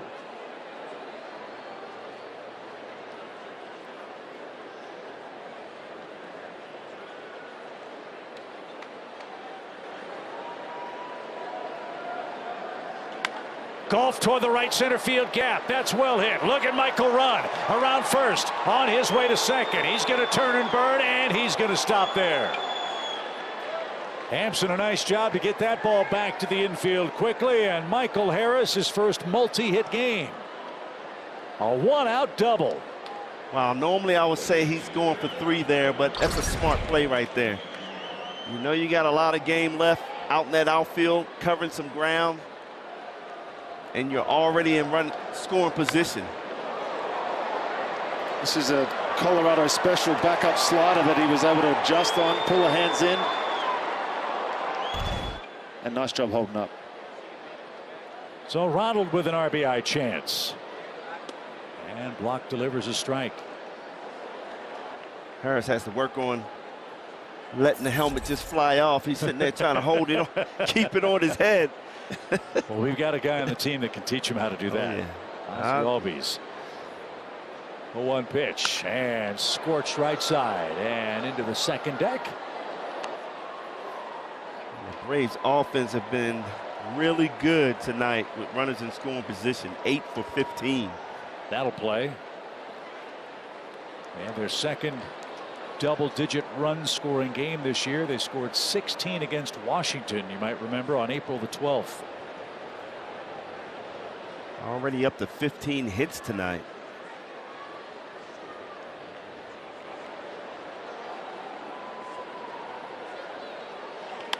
Little pop into shallow right center. That's going to drop. Harris around third. He's going to score. Acuna with a blue pit. It's 13-5 Atlanta. Love it.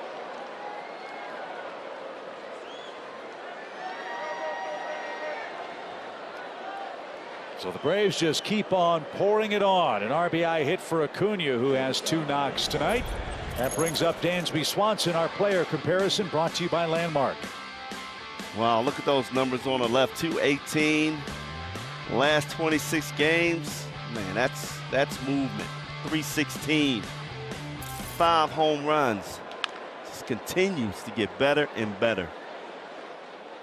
It's those strikeout numbers that are impressive for me too. Yes. Really cut back on the strikeouts.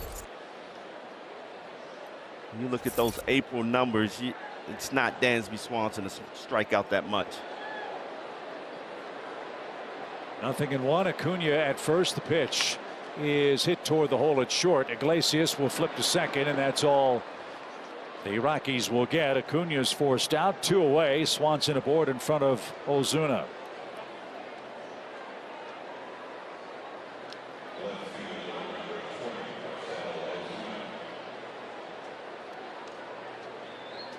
Hope you'll stick around for the stretch.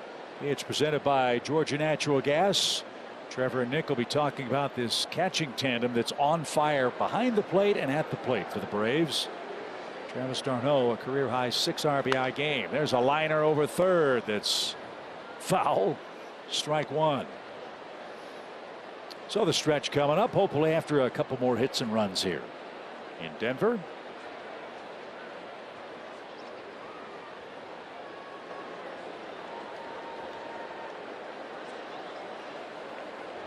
Swing, fly ball left. Joe is going to have room, and he'll put that away in the corner. Atlanta adds another run. Ronald Acuna Jr. picks up his 11th RBI. The Braves on their way. Trevor, let's send it to you in our Atlanta studios for the stretch.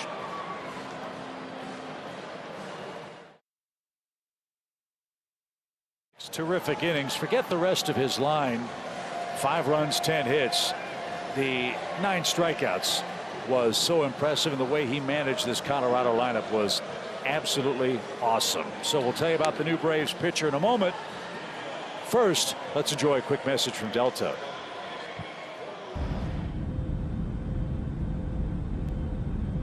Delta, proud to be the official airline of the 2021 World Champion Atlanta Braves. So it's Jesus Cruz on to make his 2nd appearance with the Braves. And he'll have the 1, 2, 3 hitters coming up for Colorado. The same thing that applied to Ian Anderson applies here. If they get hits, that's one thing. Don't walk people. No free passes, exactly right. We saw what Jesus was featuring last time out. Big fastball, big breaking ball. Both work really well together. He was pitching great with Gwinnett. A 2.84 ERA and 11 relief outings. And made his Braves debut on May 30th with a scoreless inning against the Diamondbacks. And that buzzed the tower of Connor Joe. He's going to throw a little harder than Ian does. We'll see if he has the same command. Anderson walked 1 hitter. That was really impressive. The pitch. It really was your typical Coors Field outing for Ian. He would be very happy with the outing. Obviously, you don't want to give up the home runs, but for a job that he did in Coors Field, that changeup was devastating today. Look, you heard Paul in his interview, Bud Black. Forget about the earned run average. Go out there, be effective, gap through 6, and hopefully walk away with the win. I figure Joe will be taking here. 3-0 the count. And that's in for a strike.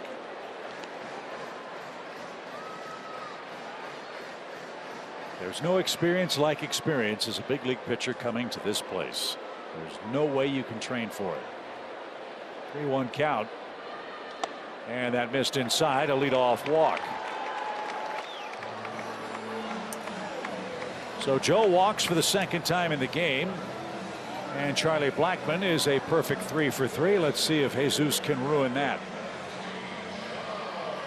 It's been really aggressive on the first pitch. Rocks maybe seen 4 pitches all night.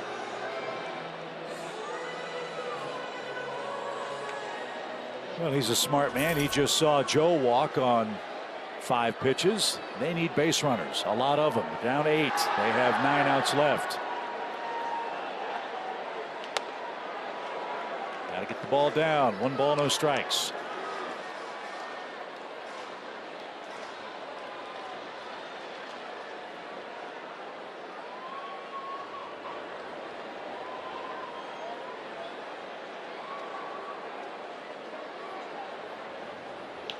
On the ground, and that's through. He's 4 for 4. Joe will turn the bag at second. He'll head to third, and the Rockies have runners at the corners and nobody out. Charlie just loves hitting against the Braves. It's unbelievable. That's a good pitch. Fastball down in the zone. Just making contact. Trying not to do too much. Just gets it done. So Blackmon 4 for 4 with 2 RBIs. C.J. Cron a 2-run homer his last time up. Now 10 homers in his home park.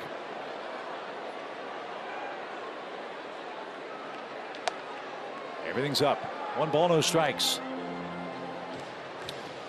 It can be so tough to come into these games. I know you're up by 8 runs. Everybody around knows what you're trying to do. You're just trying to throw strikes. Can play on you a little bit.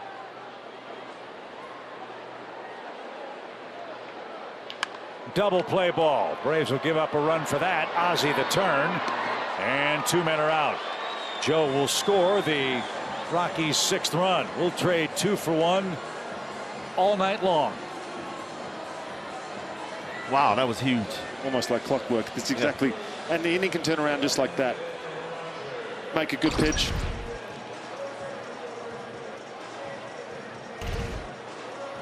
Looks like they was trying to throw a slider, but it didn't break. It stayed straight. The Colorado slider. Yeah. That's exactly what happens. And usually the hitters in the Rockies are used to backup sliders. They're used to those sliders that don't break. So the run comes home. No RBI. The penalty for C.J. Cron hitting into his 2nd double play tonight. The Braves have turned 3 of them in this game and lead by 7 runs. Brendan Rodgers is 0 for 3. This is an important at bat for him. Why? Rodgers is trying to extend his hitting streak to 20 games. He's 0 for 3 here in this 7th inning.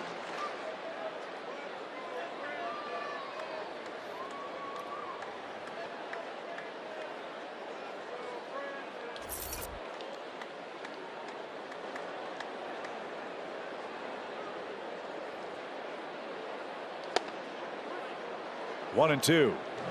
That was well placed.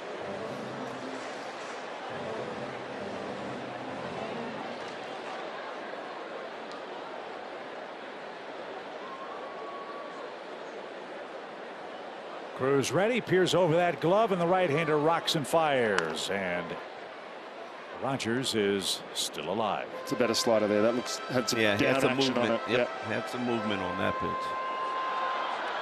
And that's all it takes. It takes experience. It takes reps. It takes knowing what the ball's going to do a few times out on the main mound. You can do it out in the bullpen all you want, but until you get out there, the adrenaline's running, the hitter's in there, your timing might be a little bit off. You've got to know exactly what you've got when you go out there.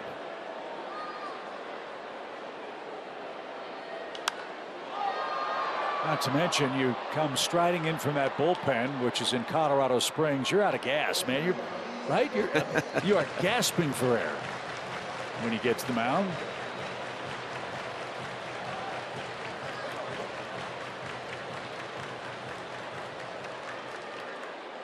But Cruz trying to put an end to this inning with Rodgers. He's ahead, 1 ball, 2 strikes. Braves lead it 13-6.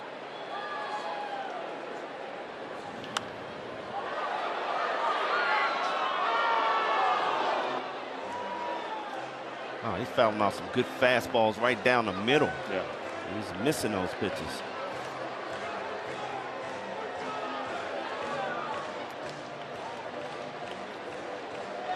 Forgot to mention Adam Duvall has checked in with this lead late. He's in left for Marcell Ozuna. 1 ball, 2 strikes. Rogers hanging tough. The pitch. It's 2-2.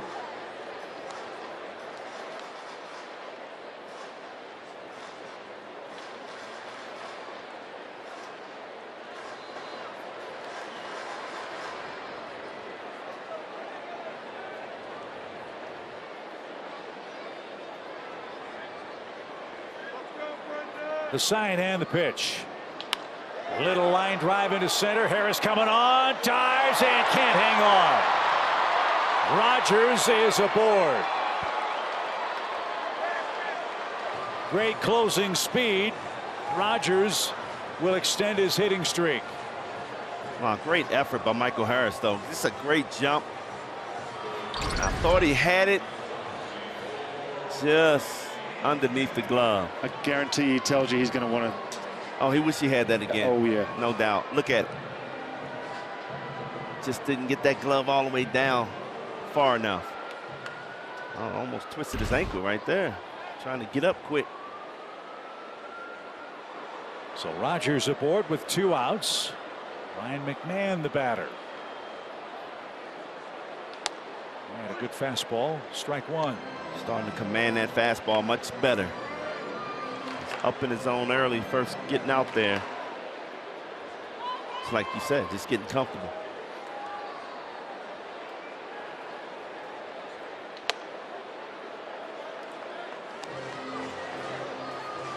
Got a 7-run lead, and all 3 of us are kind of sitting on the edge of our seats.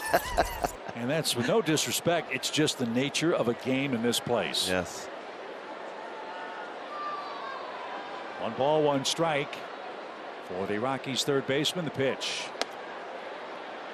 But this is the time when you talk about, Paul asked me the question about taking away the bloops. When you got a 7-run lead, I think you have to move in and take those bloops away.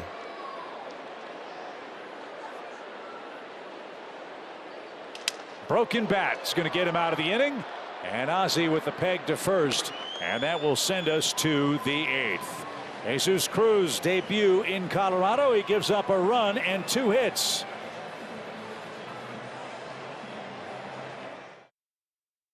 Well, guys, we're going to need a little time to talk about our Green Machine game summary tonight, don't you think? Look at all the offense, as you'd expect, and most of it from the Braves, which is great to see. Can't say enough about Ian Anderson's performance. D'Arnaud, a career-high 6 RBI game. And the Braves have a 7-run lead in the 8th. And a shot by Riley on the first pitch. That's headed for the corner. Connor Joe's going to have to go dig that out. Austin Riley with hits in his last 3 at-bats. We told you, Riley has played now 5 games at Coors Field in his career. 5. You know how many hits Austin Riley has? 8. Wow. Started him off with a slider. Got his hands in.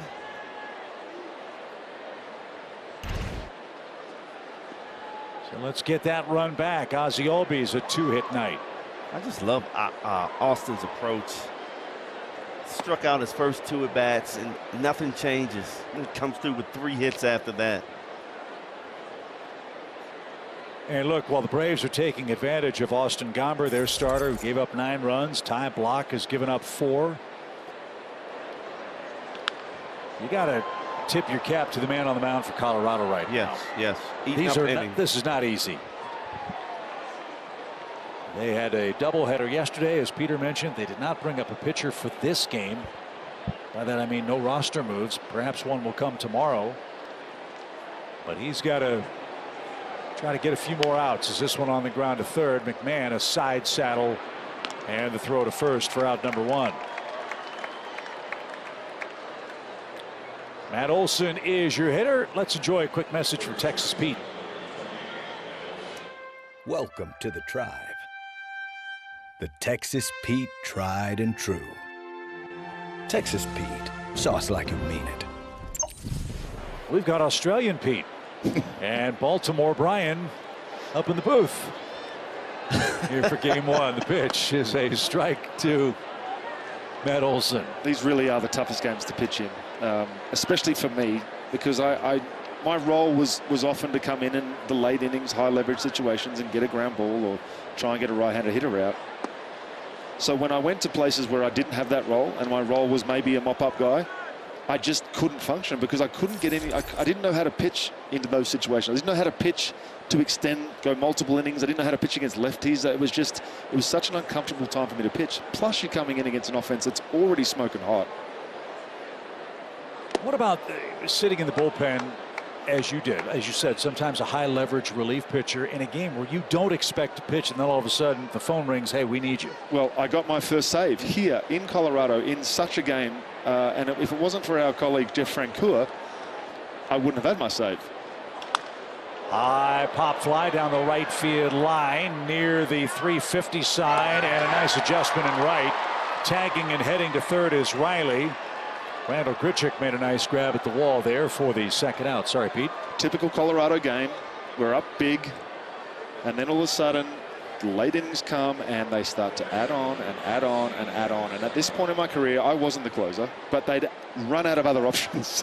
It was legitimately, I was the last guy left in the bullpen. We had Matt Holliday coming up with, I think, runners on first and second or bases loaded. And I threw one pitch. It was a sinker. He hit it to the base of the wall in right field, and Frenchie made an unbelievable catch for my first save. And the whole time I looked at the flight of the ball and I said, I've just given up a homer. And then he came down with it and I got my first save. Well, did you take him out to dinner here in Colorado? Man, I can't remember. I should probably remember that. If I haven't, you he's should remember definitely going to that. make me. If I didn't, he's going to make me do it now.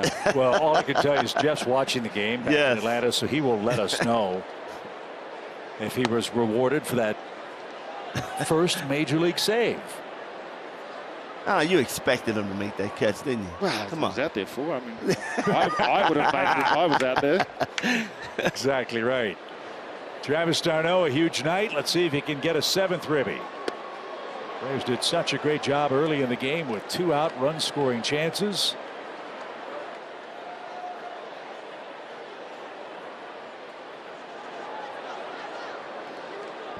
Six 2-out runs in the game. They lead by 7. The pitch. And that one driven toward right center. But Grichuk's going to have room shy of the warning track, and that will retire the side. Ty Block, a scoreless 8th.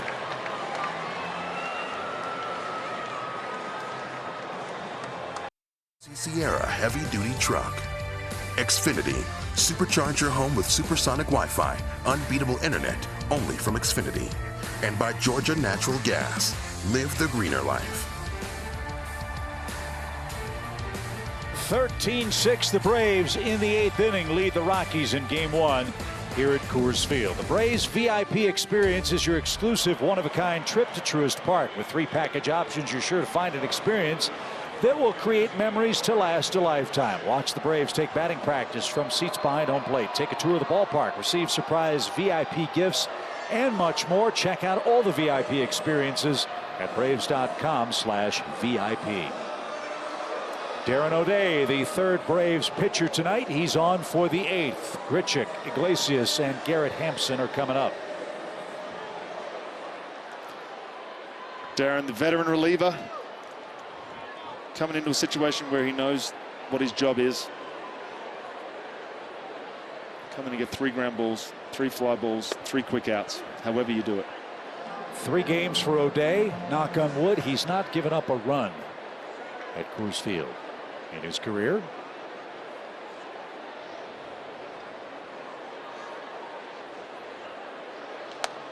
Must have got spoilt with all that time in the American League.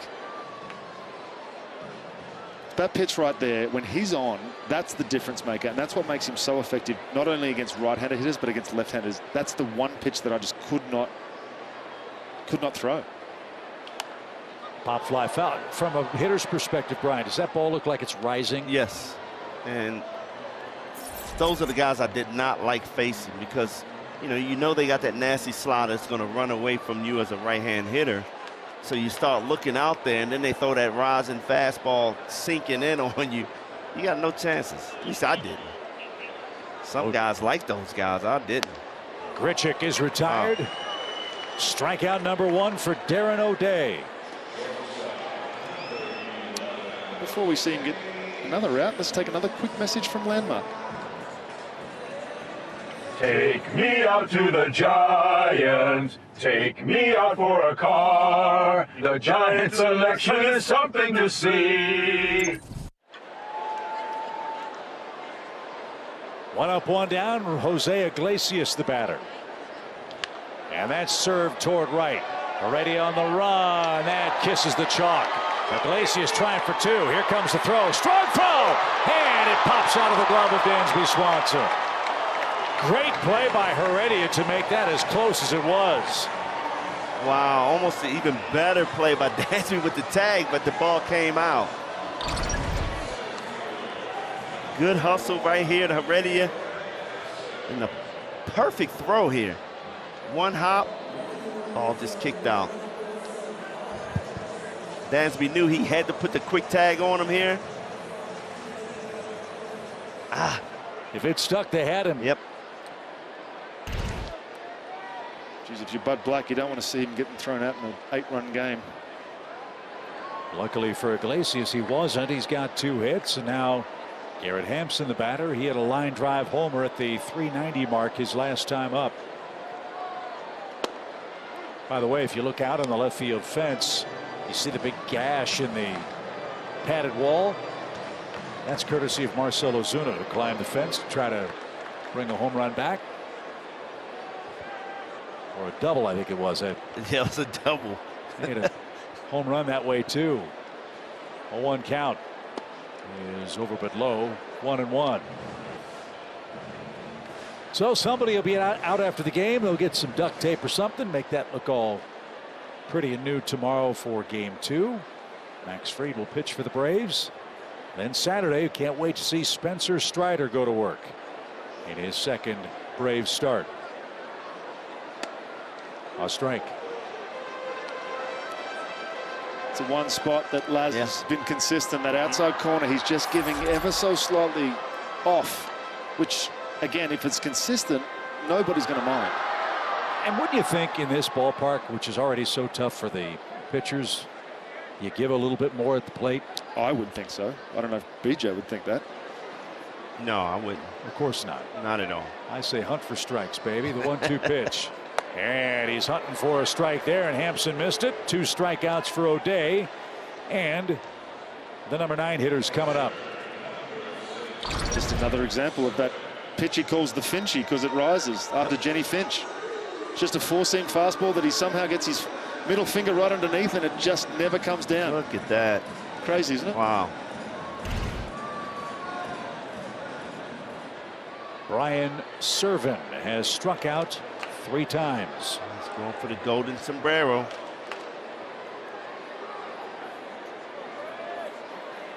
No hitter likes to see that. No, he's going to be super aggressive. He's going to try and he's going to be swinging at the first thing he sees. Yeah.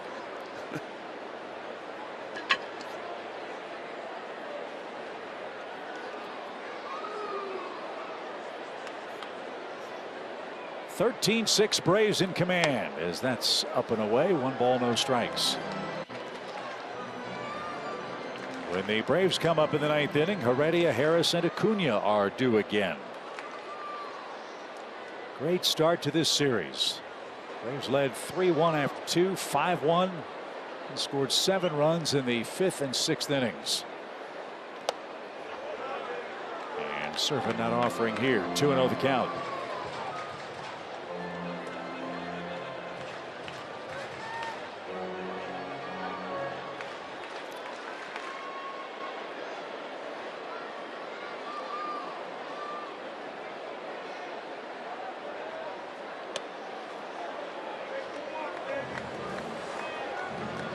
Connor Joe's on deck. He scored 3 runs. He's got a couple of doubles, 2 walks. We'd like to see him lead off the bottom of the 9th.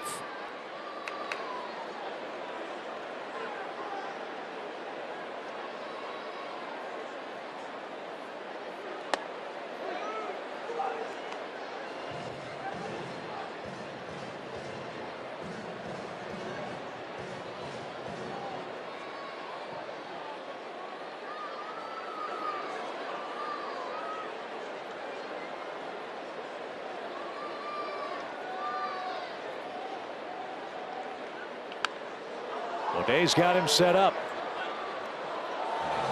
And a nice catch down below off to our right.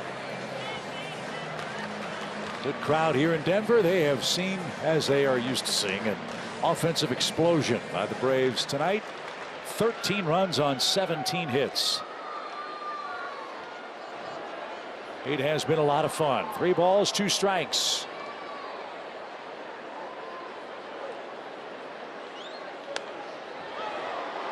Pop fly foul behind the Colorado dugout.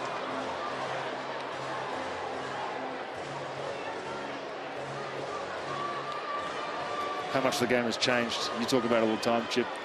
2-0, got a breaking ball. 3-1, got a breaking ball. 8-run game. You'd think if there's going to be any count, any time of the game, you're going to get a fastball. That might have been it, but he's now seen 2 sliders back to back. And that one off the plate. So 2 on, 2 out. We'll have to face Connor Joe with 2 runners aboard. He extended his on-base streak to 29 games in a row tonight. He's 2 away from Charlie Blackmon's record of 31 straight games getting on base, and Blackmon is on deck. Nice job by the Braves staff to this point. They've issued just 3 walks in this game. They have attacked these Colorado hitters. And that may sound strange to say on a night where you've allowed 6 runs and 13 hits. But they have forced the Rockies to hit their way on for the most part tonight. It's off the plate. Ball 1. I like this kid at the plate, though. He's patient. Seen him line a couple of doubles.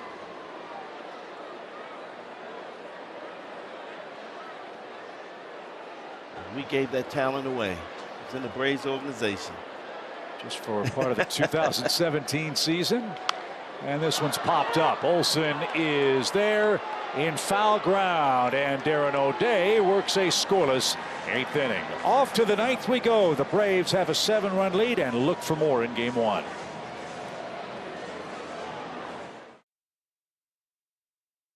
How about that? 30 hits between the both of them. Braves up 13-6. And if you like good pitching, how about the Discover matchup for the rest of the series? Fried, Strider, Morton. I'm not worried about Morton. He's a veteran. The ERA is high, but he's been throwing better lately. Just run into a little bit of a rough outing there. Spencer Strider, talked to him early today. My goodness, his 2nd start in Colorado. What did he talk about? The changeup that he broke out as a starter that he holds like this. And after watching Anderson strike out 9 tonight, it may come in handy. And guys, I don't know what 100 miles an hour looks like at Coors Field, but I can't wait to see it because I got to believe it's hard to hit. And hopefully it will be, Bertie. Great report. Can't wait to see Spencer Strider on Saturday, Charlie Morton on Sunday. And we will feast our eyes on Robert Stevenson, who's had a tough year for Colorado, not with regards to that ERA. 2 bouts of COVID sent him to the injured list this year and was just reinstated on Saturday. So he's back in good form for Colorado. That's good news, as he'll face Heredia, Harris, and Ronald Acuna Jr. Guillermo getting his hacks in again, swinging at the first pitch. Yeah, I mean, I like the aggressiveness. It paid off from the first time. RBI triple in that 2nd inning. Hey guys, I got a question. Do you hear all the Braves fans here in Colorado? Oh yeah. Is it coming over the broadcast? Shout out to all the great Braves fans across the country. It doesn't matter where we go now, starting to feel a little bit like a home game. As it was down in Arizona, as this ball is lifted toward right, but playable for Grichuk. And Randall will put that away for out number 1. Fans get more team coverage, full game replays and highlights. Braves baseball streaming on the Bally Sports app, and it's presented by Coors Light.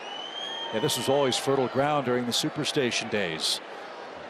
When the Rockies franchise was just getting started, they are a great regional draw in the Mountain Time Zone. Fans, like they do in Atlanta, come from all over the place to come see the folks here at Coors Field.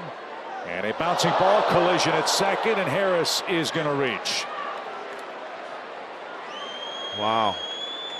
Rogers got run over by Iglesias, and he's in a catcher's crouch at second base. It's a hit for Harris, his first 3-hit game. And as we said earlier, the Rockies infield defense has had some problems. Not sure what Iglesias is doing on that side of the bag. Well, you got the shift on, so he's playing close, and you know he's a shortstop. His reaction is get everything that's his ball that he can get. That's his ball. He's going that way to first base anyway. He's running across. He's going to make that play. He's going to make the throw. It's a tough throw for Rogers there, but Iglesias has been around for a long time. That's a good luck play for Michael Harris, who gets his 3rd hit. 2 infield singles, a double, 2 runs. And that sets the table for Ronald Acuna Jr. It's a 13-6 game. Yeah, I'm surprised he's throwing over to first base. Did you see that pickoff? It was about 106 too. Shift on for Ronald. Wouldn't expect Michael Harris to be taking off with that lead. So back to your point about the unwritten rules. You're playing in a place where a game can change in an instant. Is this a running situation for Harris with Acuna up? No, I can't see it.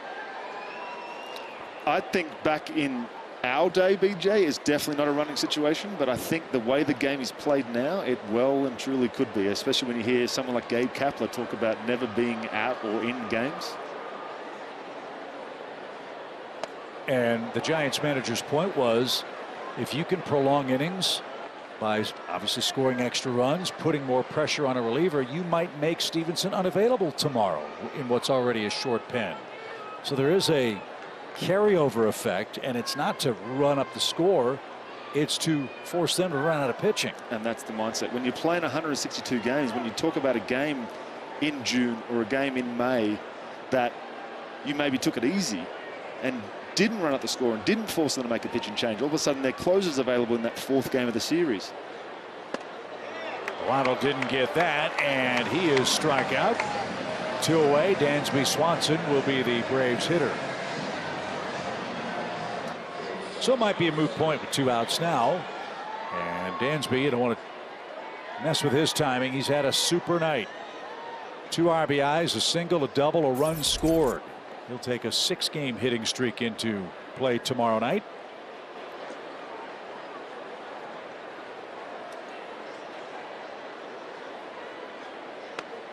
And Stevenson misses high. Ball 1.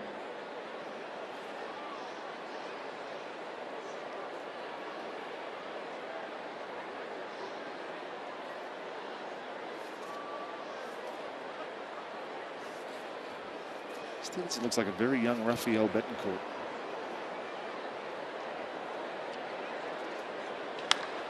Driven toward right.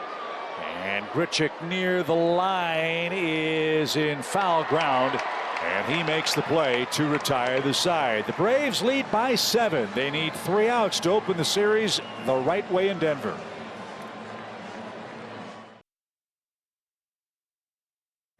Your local Ford dealer.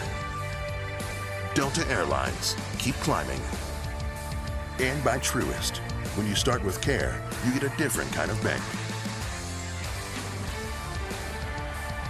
13-6, we head to the bottom of the 9th inning. The Braves in command of Game 1 of our series here at Coors Field. The World Champions Trophy Tour presented by Truist is making 151 stops across Braves country, honoring our 151st year as a franchise. The next stops are scheduled for North Georgia, June 9th through the 12th. Fans can celebrate the championship season with photo opportunities with the trophy during stops in Cartersville, Calhoun, Ellijay, and an additional stop in Cleveland, Tennessee. See Braves.com/trophy tour for more information. More experience for Dylan Lee. He'll come on to try to get the final 3 outs. He'll also try to cool off Charlie Blackmon. It was 4 for 4 tonight. I really like the way Dylan's been throwing the ball since he's come back up. I like the way he threw the ball last year too. He's been really good. I think once he gains in confidence up here, gets in some high leverage situations, it can be a really, really big arm down the stretch. And let's not fool ourselves. It's a 7-run game. But this is a very important inning for Dylan Lee because you might need him in game 3 or 4 of this series. He'll at least be able to say, I've pitched there now. And especially against this part of the order. And did Darno hang on to that? Nope. Ricocheted off his glove. And Blackman's still alive. This is all right. Your one focus right now as a reliever is to get through this inning without having to get anybody else warmed up. Whatever happens, or whatever has to happen with that, you just got to do it. You may be out there giving up a couple of runs, but you do not want anybody else having to get loose.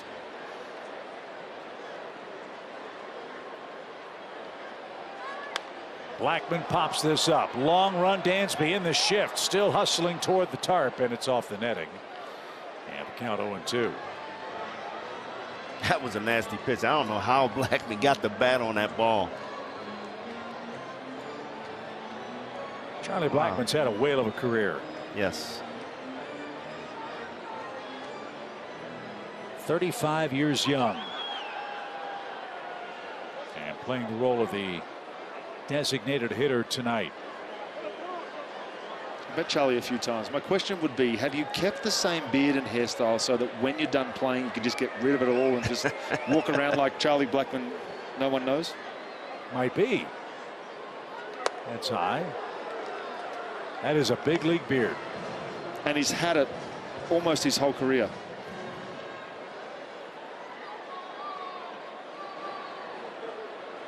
Seen 6 pitches in his first 4 at bats tonight. This should be his 6 pitches about to face for this at bat. So he was pulling the Eddie Rosario, right? Eddie hit for the cycle on 5 pitches in San Francisco last year. Boy, we hope Eddie's recovery is going well. Look forward to getting him back, hopefully in the next few weeks.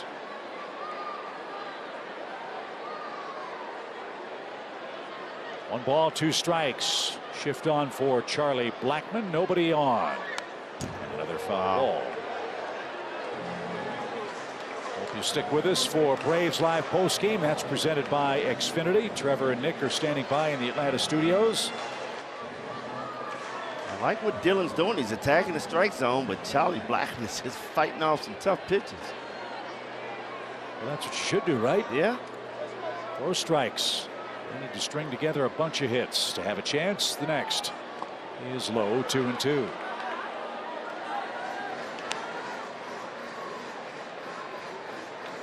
The Braves can finish this one off. Tomorrow night, they'll look for their first 3-game winning streak of the season.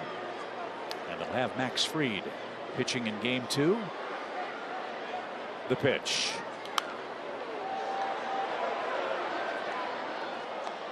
Blackman will see a 10th. It's interesting. We didn't have a shift on versus a righty against Blackman, but with a lefty up there, I'm not sure if it's just because there's 2 strikes and it's the first time he's got to 2 strikes that we've moved over, but I thought we started the at-bat out there as well.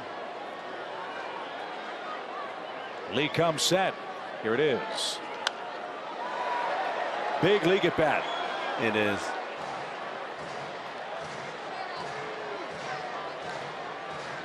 You better believe Charlie sees this shift.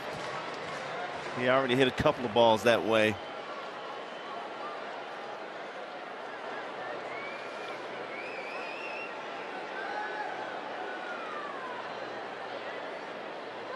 He finally got him. Fastball up. Charlie Blackman's perfect night comes to an end in the 9th. I often say that when an Austin Riley or an Acuna hits the ball, you can hear it from up here. You could hear that glove pop from up here. That was a solid, heavy fastball top of the zone. Did you see after the strikeout, he threw that many pitches, he's breathing really hard behind the mound, trying to catch his breath.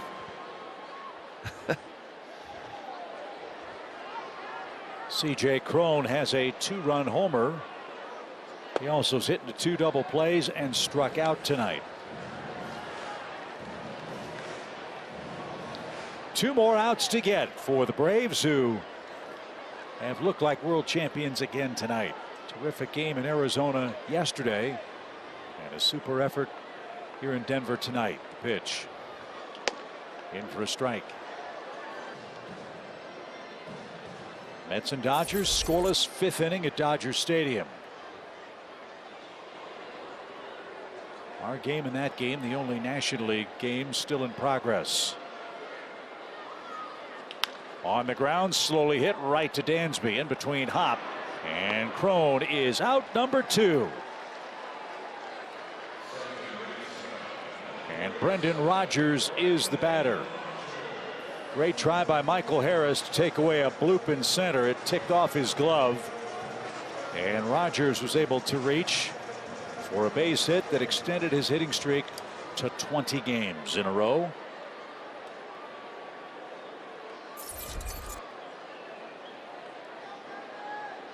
So Rodgers 1 for 4 on the night. Dylan Lee looking for a 1-2-3 inning.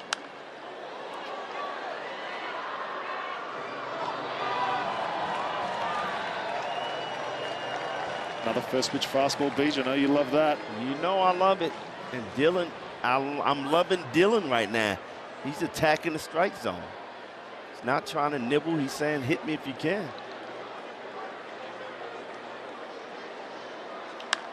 In the air to right. Heredia shy of the wall at the warning track. And the Braves beat the Rockies. What a game.